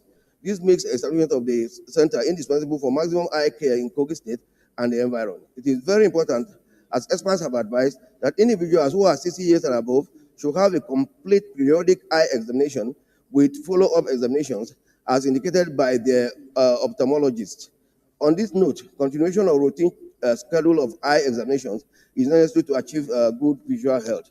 Mr. President, very distinguished colleagues, may I emphasize here that the structures and necessary facilities for the takeoff of the center are already in place at the current Holy Memorial Hospital of Chadamu. Consequently, only an upgrade of the facilities will be needed for full specialized operations of the center. This implies that the financial burden on the government for the establishment of the center will be moderate. May I also inform my most distinguished colleagues that the operators and management of the Holy Memorial Hospital of Chadamu are in full support of this bill. I therefore urge Mr. President and my respected colleagues to support the second reading of this bill to facilitate the prevention and treatment of eye disorders, to enhance right to life and personal dignity of the Senatorial District and Kogi State generally, as well as some of the neighboring states in Nigeria, as enshrined in Chapter 4 of the Constitution of the Federal Republic of Nigeria, 1999, as amended. Thank you, Mr. President. Yes, distinguished Senator Abamoro. Thank you, Mr. President. Distinguished colleagues, Senator Abamoro. Mr. President, I rise to support that this bill be read a second time based on its vitality and the vitality of the center that is proposed to be established. And secondly, Mr. President, in line with our practices here, this bill is a very straightforward bill, an establishment bill, and anchored on the fact that an existing facility is there for the easy takeoff of this center. Mr. President, I urge my colleagues to support this bill to be read a second time. Mr. President, the eye is a very vital organ of the body, and even here, to easily demonstrate this vitality, if you close your eyes for 2 minutes, now you will think that the world is coming over you. And so, Mr. President, much more importantly, I recall that in the part of the country where I stay, Benue State, most of the time we have to go all the way to the eye center in Kaduna for treatment of eye problems and visual problems. And so I think an existing one in North Central here, very close to all parts of Nigeria, is very vital. Mr. President, I think that we don't need too much debate on this matter. given that it is very, very important for us to have as many eye centers as we can in this country. If you recall, all the establishment bills so far, none has essentially dealt with the eye. And so I think this is the first of its kind, and we should all support it, Mr. President. Thank you. Distinguished Senator Izunaso. Thank you very much, Mr. President of the Senate. My name is Osita Izunaso. I also rise to support this bill. This is a very important bill, Mr. President. As you will recall, I run one of the biggest foundation for persons with disability. I had one of my members from Kogi State that became blind at the age of 13. And I now asked him, the man is 42 years today. I asked him, what happened to you? He said he had an eye problem when he was 13. They took him to a hospital that is not dedicated to the eye. And they put drug in his eye. 2 days after, the man lost his sight at the age of 13 years up to today. He's 42 now. And there's nothing we have not done to see if we can repair the sight. So I want to thank Senator Jibril Issa for bringing this motion because it's an existing facility. And the owners of the facility have accepted that government can take it over. So eye is very sensitive.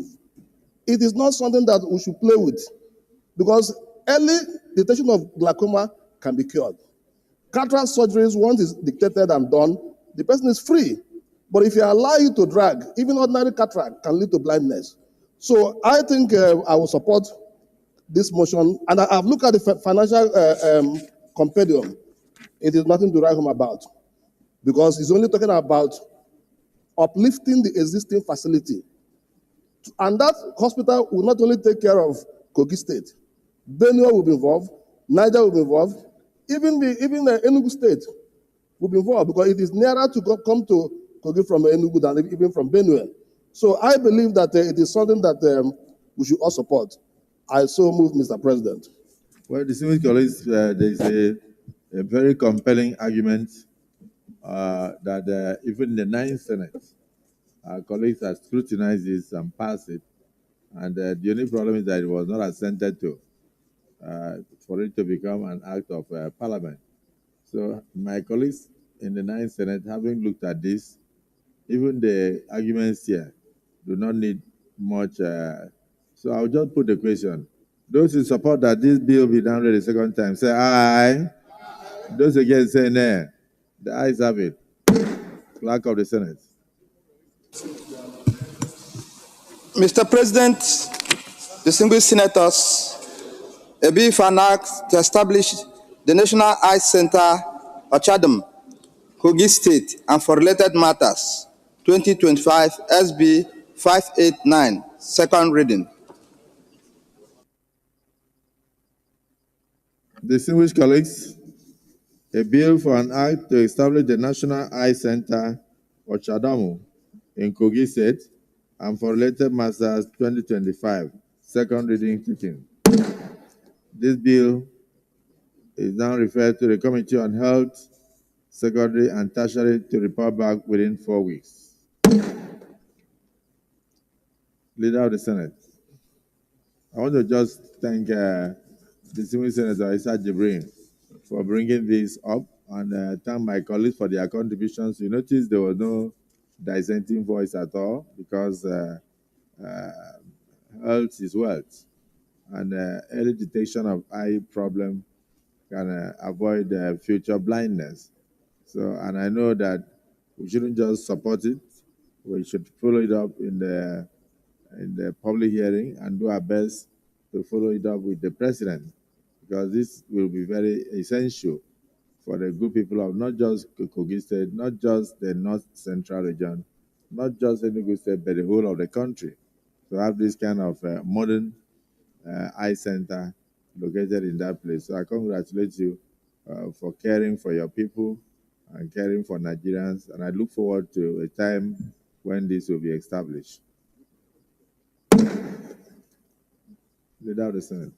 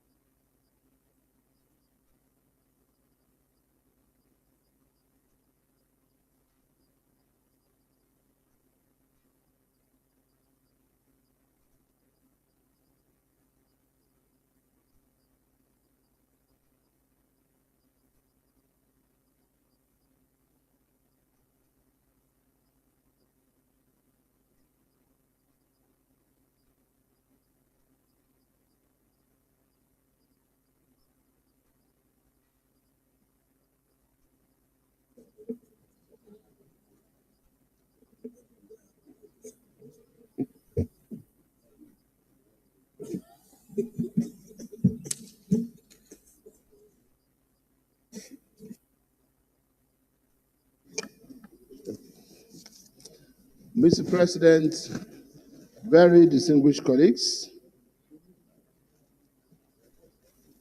we have gone far with the orders of the day, but at this point, Mr. President and distinguished colleagues, I would like to move that we step down the last item on the agenda, which is the remaining order of the day, to another legislative day to allow us deal with some other matters of public importance. I so move, Mr. President. The Minority Leader.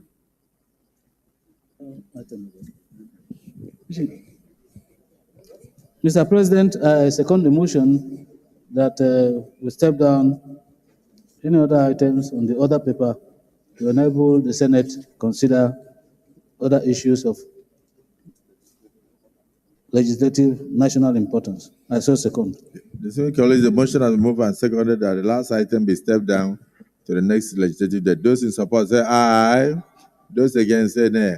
The ayes have it. Matter is hereby stepped down. Guys, Leader of the Senate.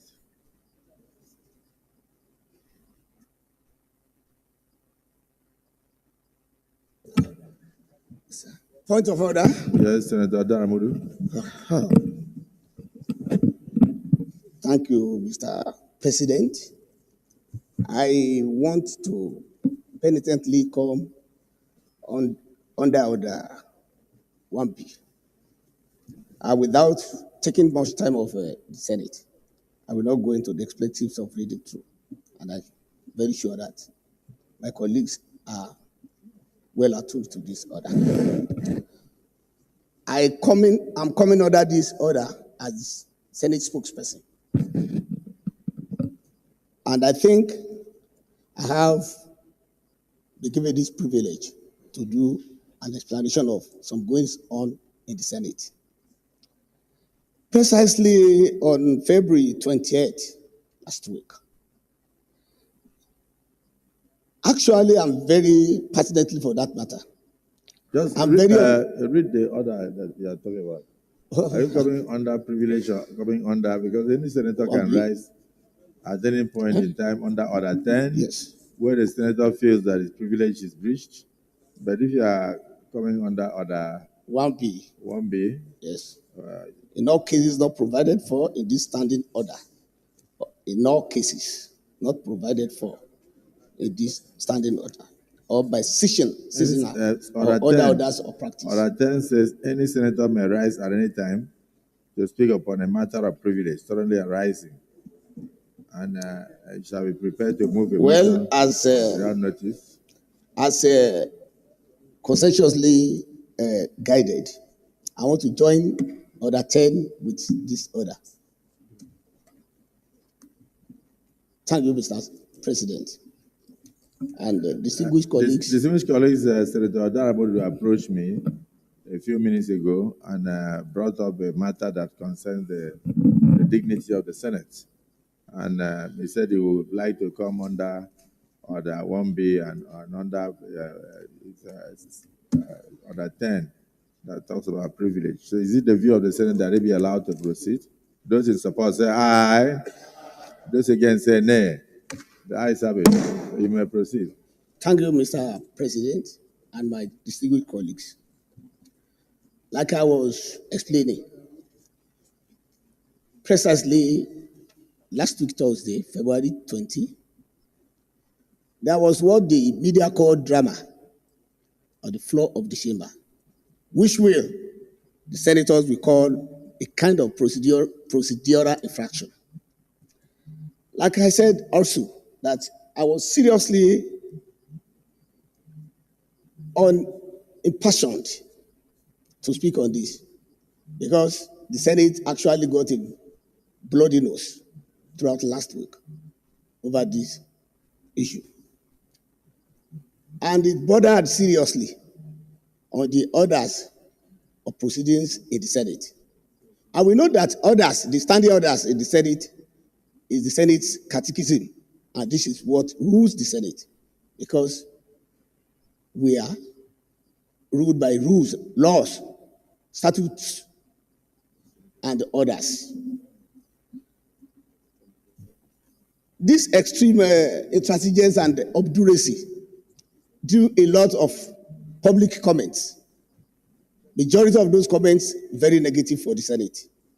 And precisely it happened to one of our colleagues, that's Senator Natasha Akpoti-Uduaghan, who, against Order 6 of our standing order, whereby the Senate President is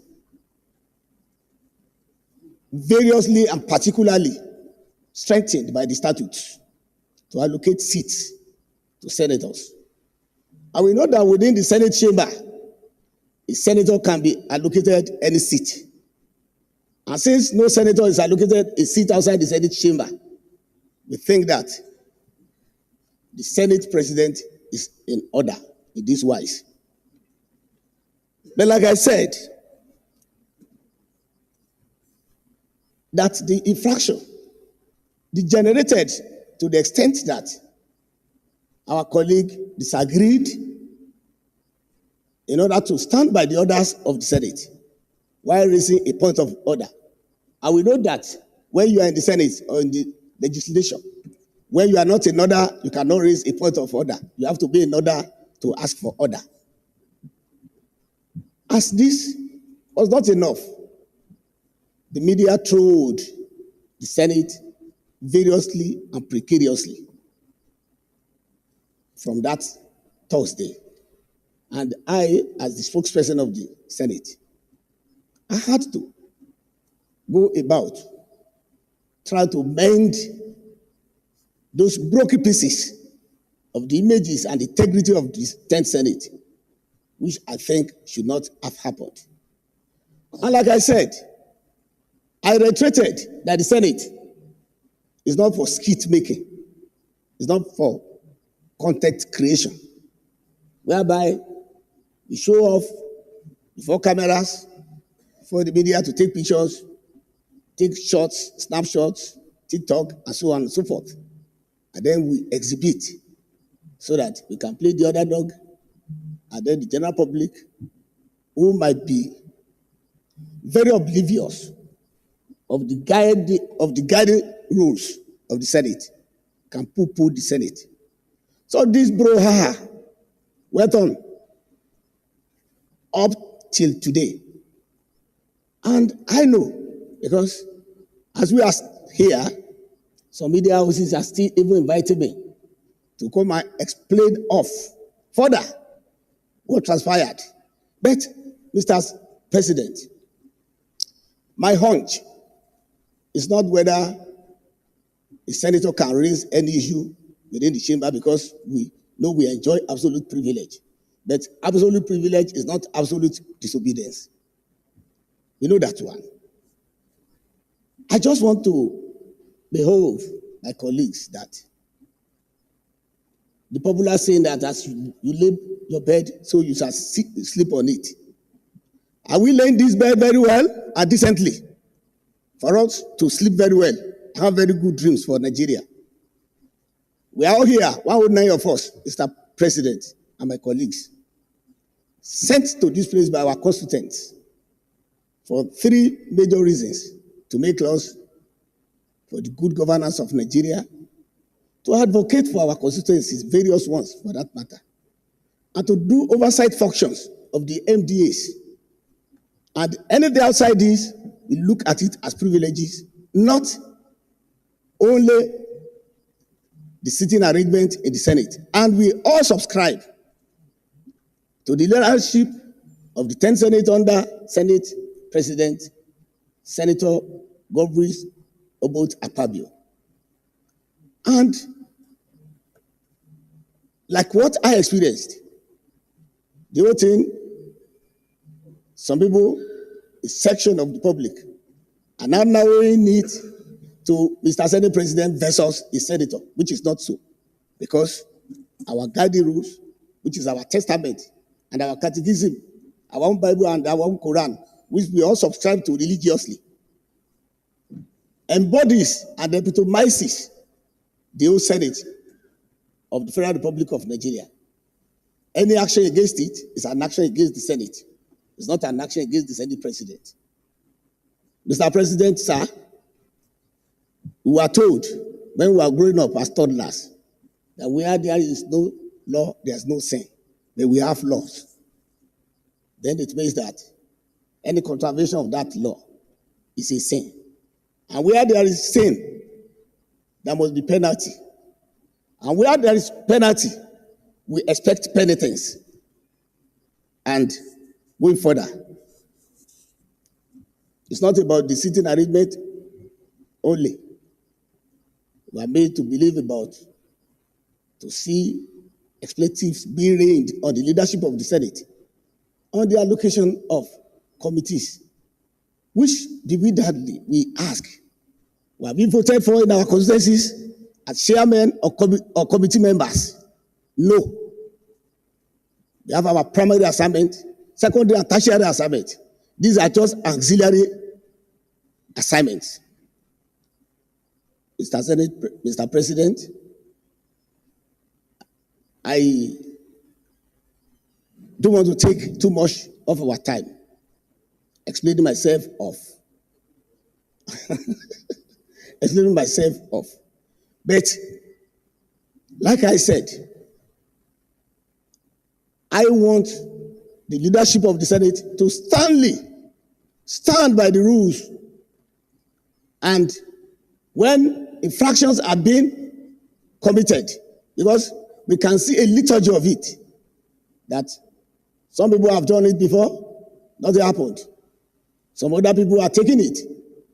I, as your spokesperson and an image maker, when an image is broken beyond recognition, then to make that image become very Herculean, almost impossible. And so for me, I'm just, without submitting a report, which I will still do later, want to thank my colleagues and the President of the Senate for giving me this opportunity to present to you the happenings in the Senate and outside the Senate in the past 6 days. Dear colleagues, I so submit. Thank you very seriously. My prayers. I want to pray. Yes, major prayer. I should not pray any prayer. Yes. It's not a substantive motion. I want to metamorphose. If you don't have any prayer, it means you have not moved any motion. Okay, you've reported to us. Okay, so Senator Jim Ibrahim. Thank you very much, Mr. Senate President. Let's hear from him. My very distinguished colleagues, in supporting Senator Daramodu, I want to emphasize that the integrity of the Senate cannot be compromised. This is the Senate of the Federal Republic of Nigeria. And like you said in the morning, even at the Constitution, Section 1, Subsection 2, any act of even National Assembly that is inconsistent with the provision of the Constitution is void to the extent of its inconsistency. So any behavior, any act or omission of any senator that stand inconsistent with the provision of the Red Book, our guideline, is void and of no effect. And as a matter of fact, the men in chambers are people of integrity. Mr. Senate President, I am very privileged to be here as a senator to meet very distinguished names that I've been hearing on the front of newspapers. So, Mr. Senate President, the men that are seated here are men of integrity, and their names are protective. Even yourself, Your Excellency, you serve as governor for 8 years. You have been minister. You have been conferred with national honors. So this integrity cannot be destroyed in one day. And like I said, I quoted you this morning, you said any act of parliament that's inconsistent with the provision of the Constitution is to the extent of its consistency void and of no effect. Attorney General of Bender State and Attorney General of Federation. Any behavior, any act or omission of any senator of the Federal Republic of Nigeria that is inconsistent with the Red Book is to the extent of its consistency void and of no effect. And we owe the public a duty of explanation, which I think Adramodu has formulated and distilled very well. It's not an emotional matter. And we have very many committees in the Senate that handle issues like this. The ethics committee is there. We could refer matters like this to them to give us better diagnosis of the issue and what we can do in accordance with our rule. I'm not above the law of the Senate. And like I said, I am very privileged, and I mean it, to come to this floor of the Senate and see men of integrity, honor here that dignify the chamber. The chamber is not about you alone, Mr. Senate President. It's about everybody.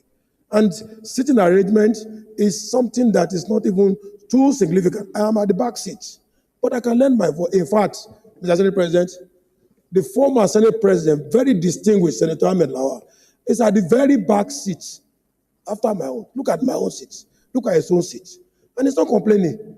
He will raise up his hand with respect here, and will still go there to bow for his respect because he's a man of integrity. So why can somebody say, can anybody be at the back seat more than him here? I am not against Natasha. I'm not for anybody. I'm just saying that the Senate is an institution, and that institution needs to have at its dashboard integrity as number one driving force in the dashboard of the Nigeria Senate. And our Senate President must be respected. Let me say lastly, the Senate President government, as far as I know, is dwell in the thesis of liberalism, cooperation and collaboration. And you cannot take this one away from the Senate President. That is his trait and taxonomies and behavior. But there is extent to this collaboration and cooperation in the face of the Red Book. I challenge you, Mr. Senate President.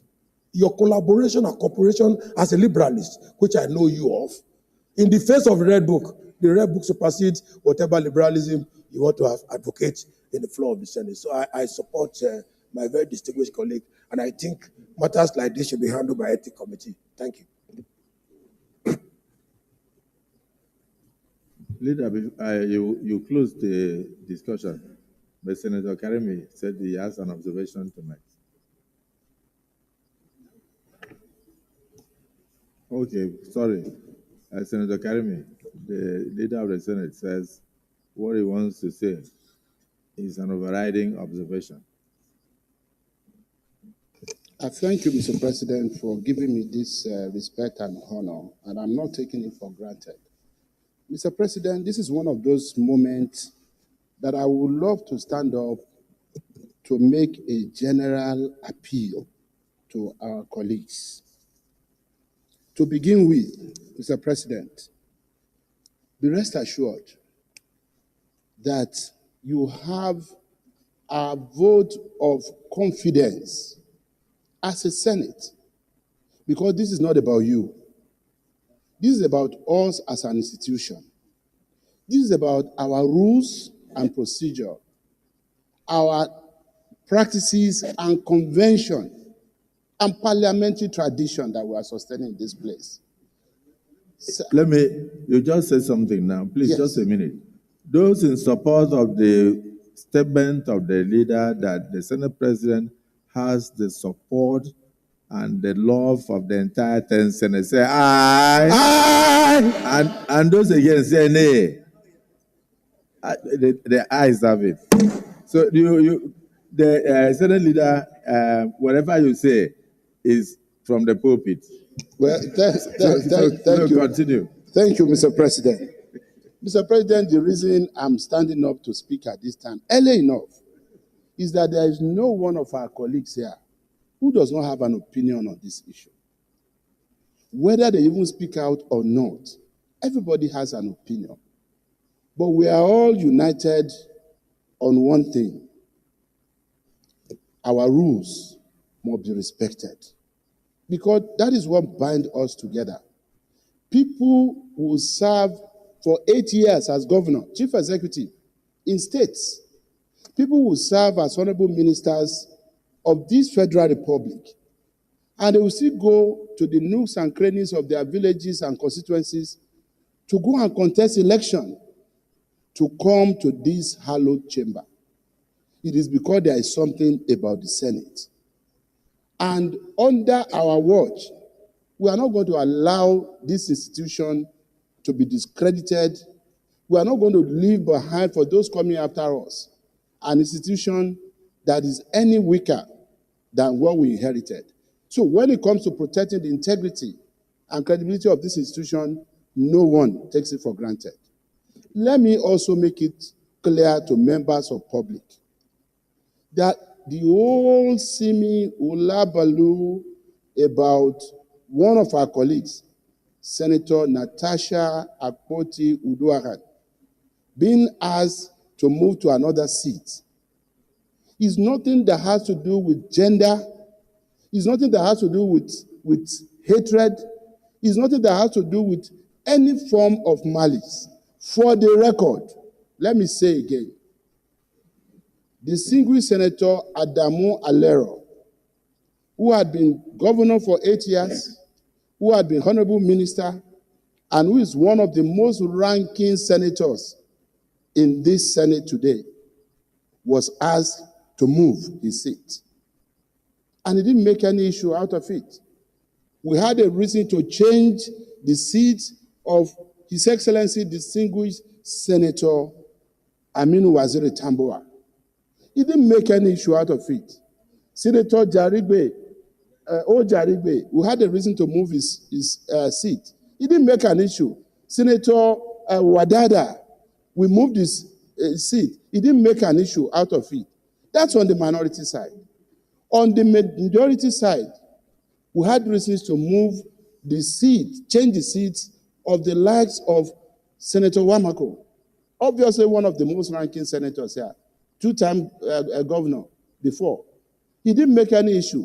Senator Olamilekon will change his seat. Senator, that's the chairman of appropriation. Senator Adetokunbo Abiru will change this, and several other people here.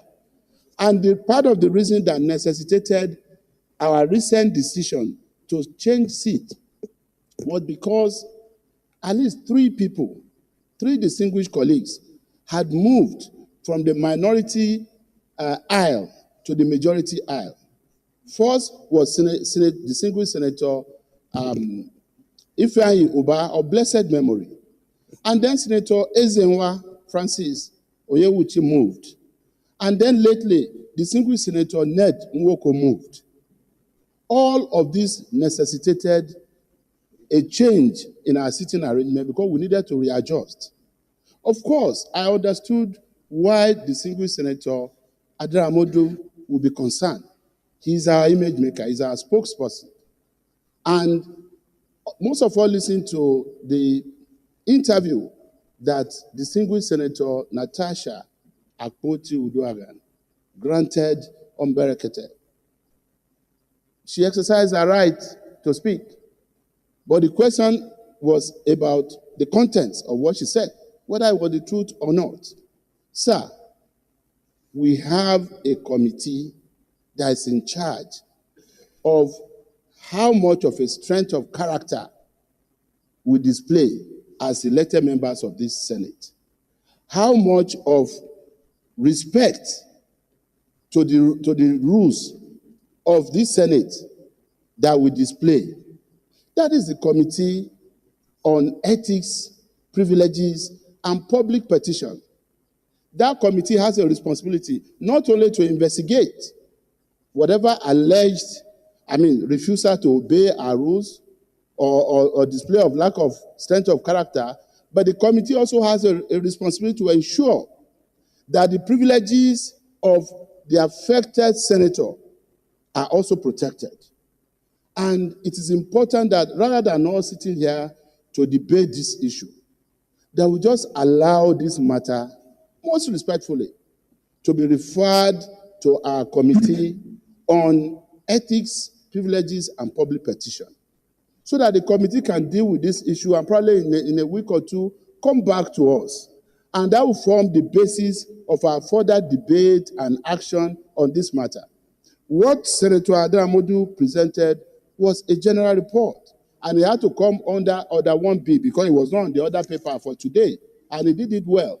But it was not for him to make any prayer. It was not a substantive motion that he was bringing. He has laid his report before us. I beg most respectfully, let's refer this matter to our Senate Committee on Ethics, Privileges, and Public Petition, and they will get back to us so that right after this, we can go into an executive session and discuss other issues of public importance. But on this matter, I pray that we do not debate it any further. Let's just refer it to the appropriate committee. I so submit. Well, distinguished colleagues, the Senate leader more or less has finally arrived at a motion before us that we should refer the entirety of the saga to our Ethics Code of Conduct and Public Petitions to revert back to us. But let me just read this for the record. I'm sitting today as Senate President. Tomorrow I will not be here. One day I will not be here. Another person will be here. I was a member of the 8th Senate. Today I'm a member of the 10th Senate. I believe strongly it's only God that knows who will be a member of the 9th Senate, or the 11th Senate, 12th Senate. The institution remains. Even as I'm talking now, Senator Buhari knows that the rule allows a senator to sit anywhere, but if you need to make contribution, you must go back to your seat. And part of maintenance of order from the presiding officer is that where a particular senator perambulates too much around the Senate, you recognize him to speak. So most times, that senator, I won't mention the name, will have to run from here straight to his seat because he knows the rule. He knows the rule. He knows the rule that he has to speak from his seat. Even the first time the issue came up here, our distinguished sister was not even speaking from her seat. And that was when we tried to call her to order. I think part of the problem is when people come from court-declared senators, they miss the orientation. The management of the National Assembly is hereby ordered to organize periodic orientation, particularly for senators who are midstreamers, who can midstream and did not start when their colleagues started. Because I remember that this particular senator, on the day she was sworn in, raised her hand to speak. I was scared, but I had to recognize her because I was saying, you just gave her the rule book. Part of what we give to you when you are sworn in is the standing order of the Senate. So I said, has she even opened the rule book to know what she's going to say? But she made the contribution on that day. I think 2 days later, she brought a motion. There's nothing wrong in being vibrant, but there's a lot wrong when you don't know anything about the procedure. You can't be a reverend father and go and start the church service with communion. You must lay foundation. So let me refer you to section 66 of our rule book. Section 66, subsection 1. It says, the president of the Senate or the chairman, maybe while sitting as chairman of committee of the whole, after having called the attention of the Senate or of the committee to the conduct of a senator who persists in irrelevance or tedious repetition, either of his own arguments or of the argument used by other senators in debate, may direct him to discontinue his speech. So even when you are talking, the Senate President has a right to ask you to discontinue your speech. And then section 66(2) says, if such a senator refuses to resume his or her seat, this is the first time the rule book is even referring to her, the President of the Senate, or in the case of sitting as chairman of committee of the whole, shall order such a senator whose conduct is grossly disorderly to withdraw immediately from the Senate during the remainder of that day's sitting. The President of the Senate shall order such a senator to withdraw in the event that he views her conduct or his conduct to be disorderly for the remainder of that day's sitting. And the Sergeant at Arms shall act on such orders, or he may receive from the chair in pursuance of this or that. All the Senate President will do is to order that senator to stop talking. And if that senator persists, then the Senate President will now say, withdraw for the remainder of the day. Please leave the chambers. And then he doesn't even need to call on the Sergeant at Arms. It is the job of the Sergeant at Arms to immediately enforce that order.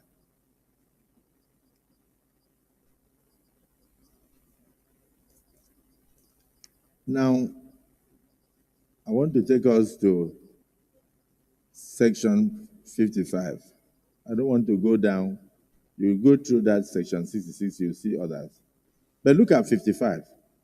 Behavior of senators in the Senate. This one is a general thing. We must read this when given to us.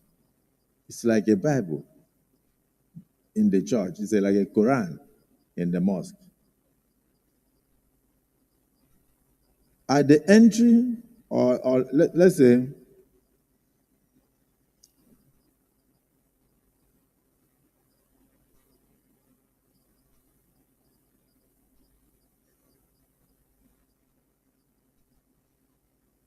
during a sitting, that is section 55(2), all senators shall enter, 5(5). All senators, during a sitting, all senators shall enter or leave the Senate with decorum. It means that the sanctity of the Senate must be maintained. And please go through it. You'll see what is expected of a senator. You can't even cross the floor during sittings. You can't chew chewing gum during sittings. You can't make phone calls during sittings. You cannot even drink water in the chamber during sittings.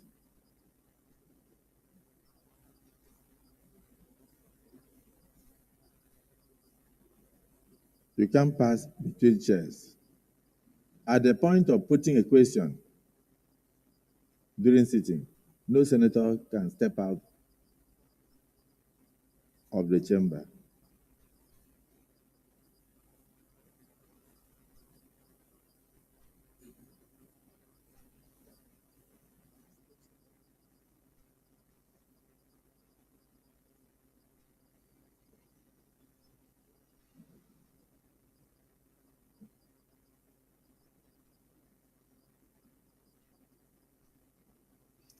When a senator is speaking, no senator can pass his front or pass between chairs. When the President of the Senate is putting a question, that is section 55(7), no senator may walk out of or cross the floor of the Senate. When the question is being put, you are expected to be seated on your seat.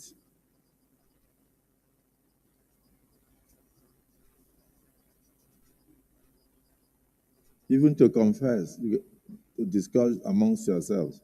When a senator is speaking, it has to be in very low tone so that you don't disturb the chambers.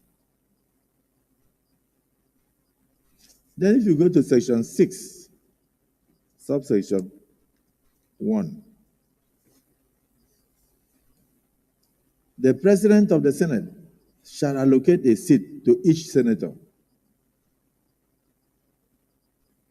Sub 2 says, a senator may only speak from the seat allocated to him, provided that the President of the Senate may change that allocation from time to time.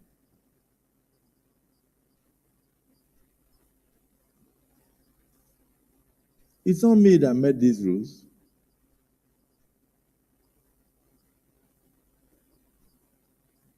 So even without giving reason,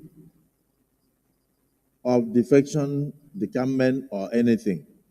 The Senate President can observe, as they are calling me in the social media, headmaster. The headmaster can observe that two senators are too close and they are always discussing. And it says, in order to ensure the sanctity and decorum of the Senate, Senator Abdul Fattah Buhari, move to the next seat. You are too close to Sahabe Yao. You move to this other seat. And it must be obeyed. If you want to be a senator, please learn that this is our guiding principle. All the things that they are saying outside. Here, this book here gives the power to the Senate President to even suspend a senator for at least 14 legislative days without reference to any committee. And that means if we are sitting 3 times in a week, that comes to about 5 weeks without reference to any committee. And that stands. But on that day, you will notice that after we pleaded with her to speak from her seat and she refused, I think our colleagues rushed to her and attempted to mute her microphone. I did not mute the microphone because as at that day, we didn't have the capacity for the Senate President to mute the microphone from here because of the new installation we have here.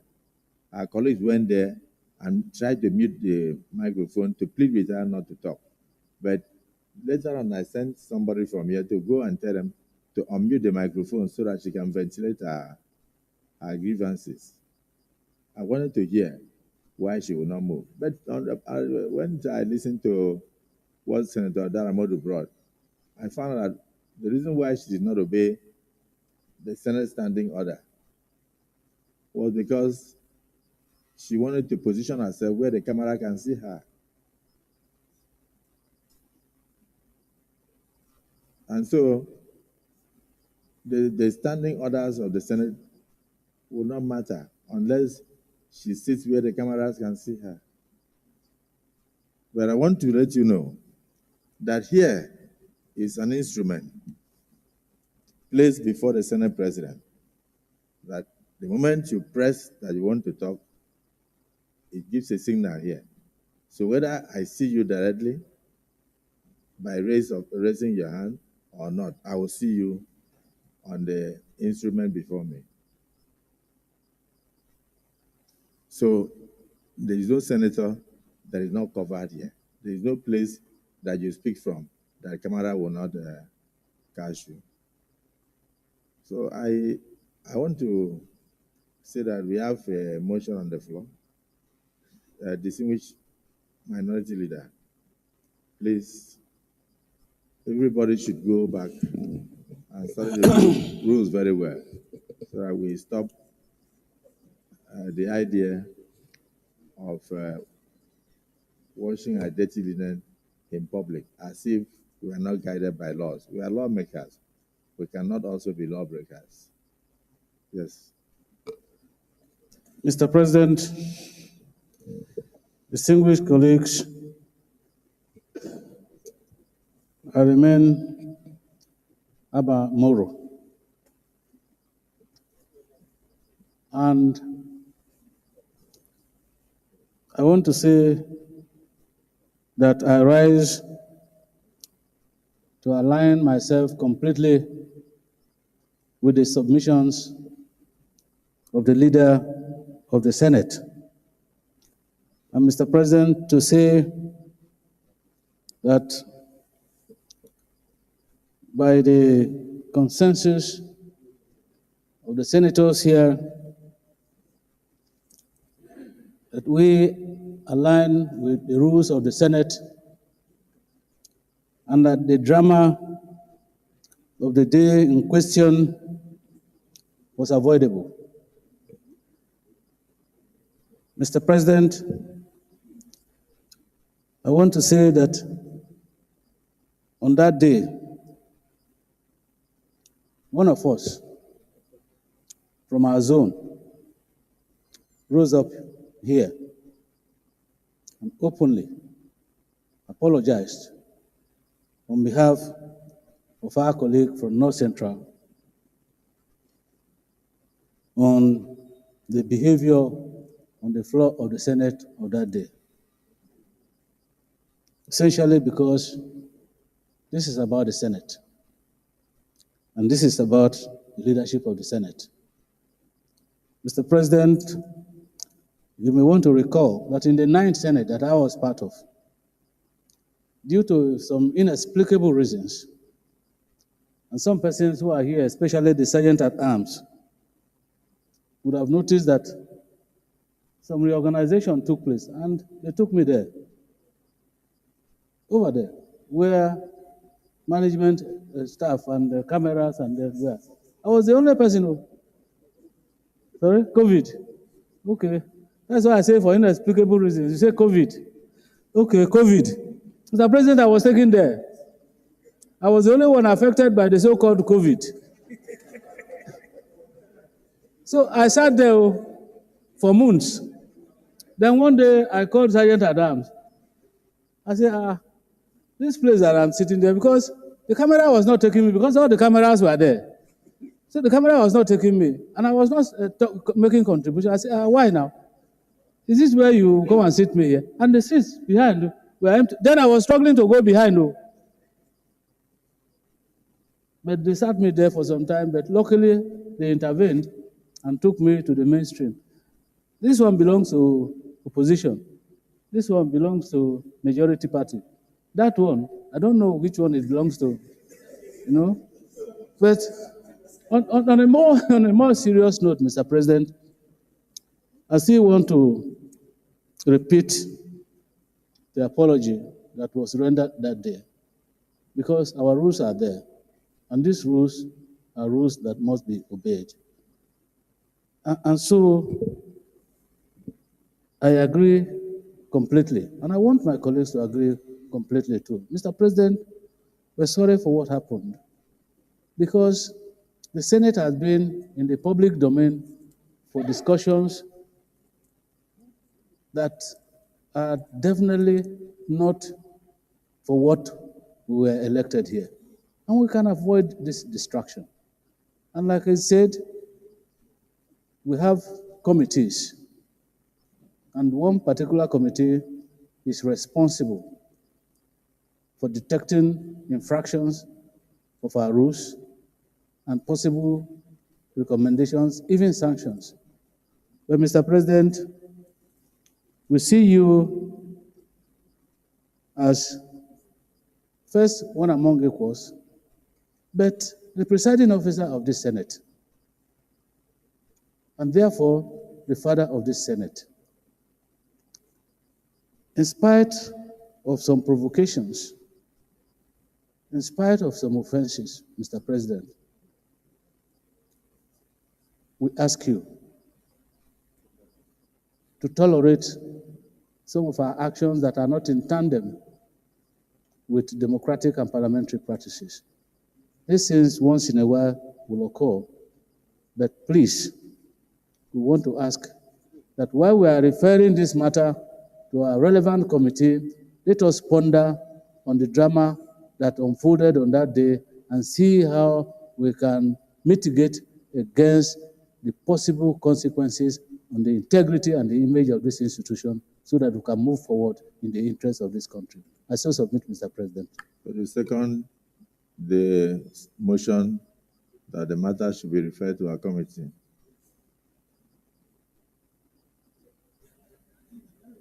No, use your microphone. I second the motion that this matter be referred to our Committee on Ethics and Public Petitions. I so second.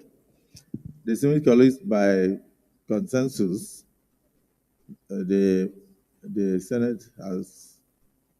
Senate leader has moved a motion and has been seconded. Those in support that the disorderly conduct of our colleague, distinguished Senator Natasha Odwagan, be referred to the Senate Committee on Ethics and Privileges for necessary further action. Say aye. Those against say nay. The ayes have it.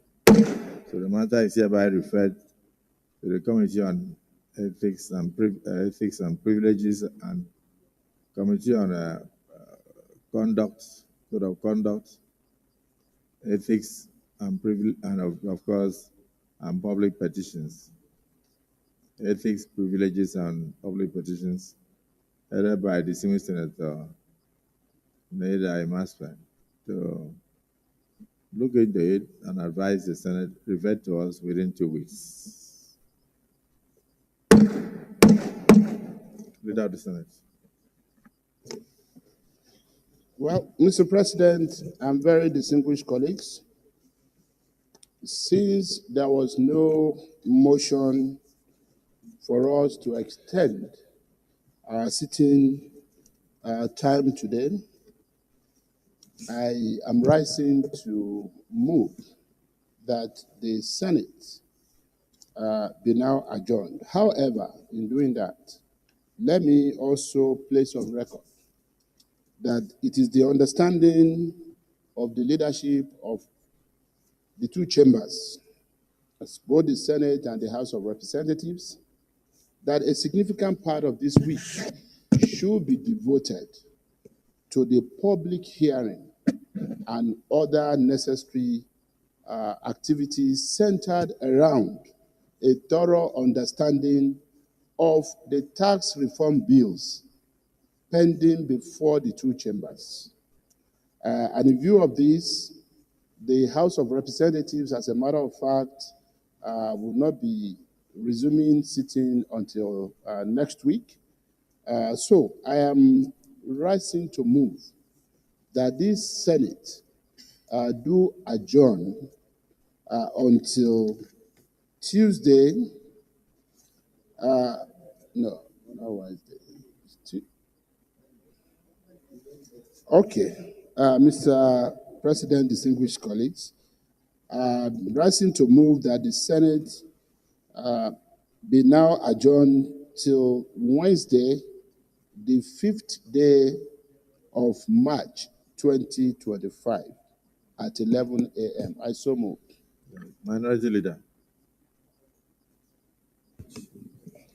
Mr. President, distinguished colleagues, I rise to second for the reasons adduced by the leader that this Senate adjourns to 5th March at 11 a.m. for further legislative actions. I so second. Distinguished colleagues, the motion has been moved and seconded. Those in support say aye. Those against say nay. The ayes have it.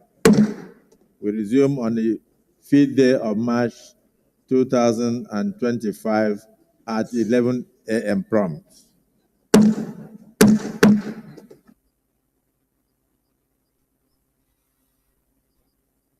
Slight announcement is delegation to Bauchi State on condolence. Senator Ahmed Lawan will be chairman. Senator Abdul Ningi, Senator Smaila Kaila, Senator Tony Woye, Senator Shehu Boba, and Senator Jimo Ibrahim.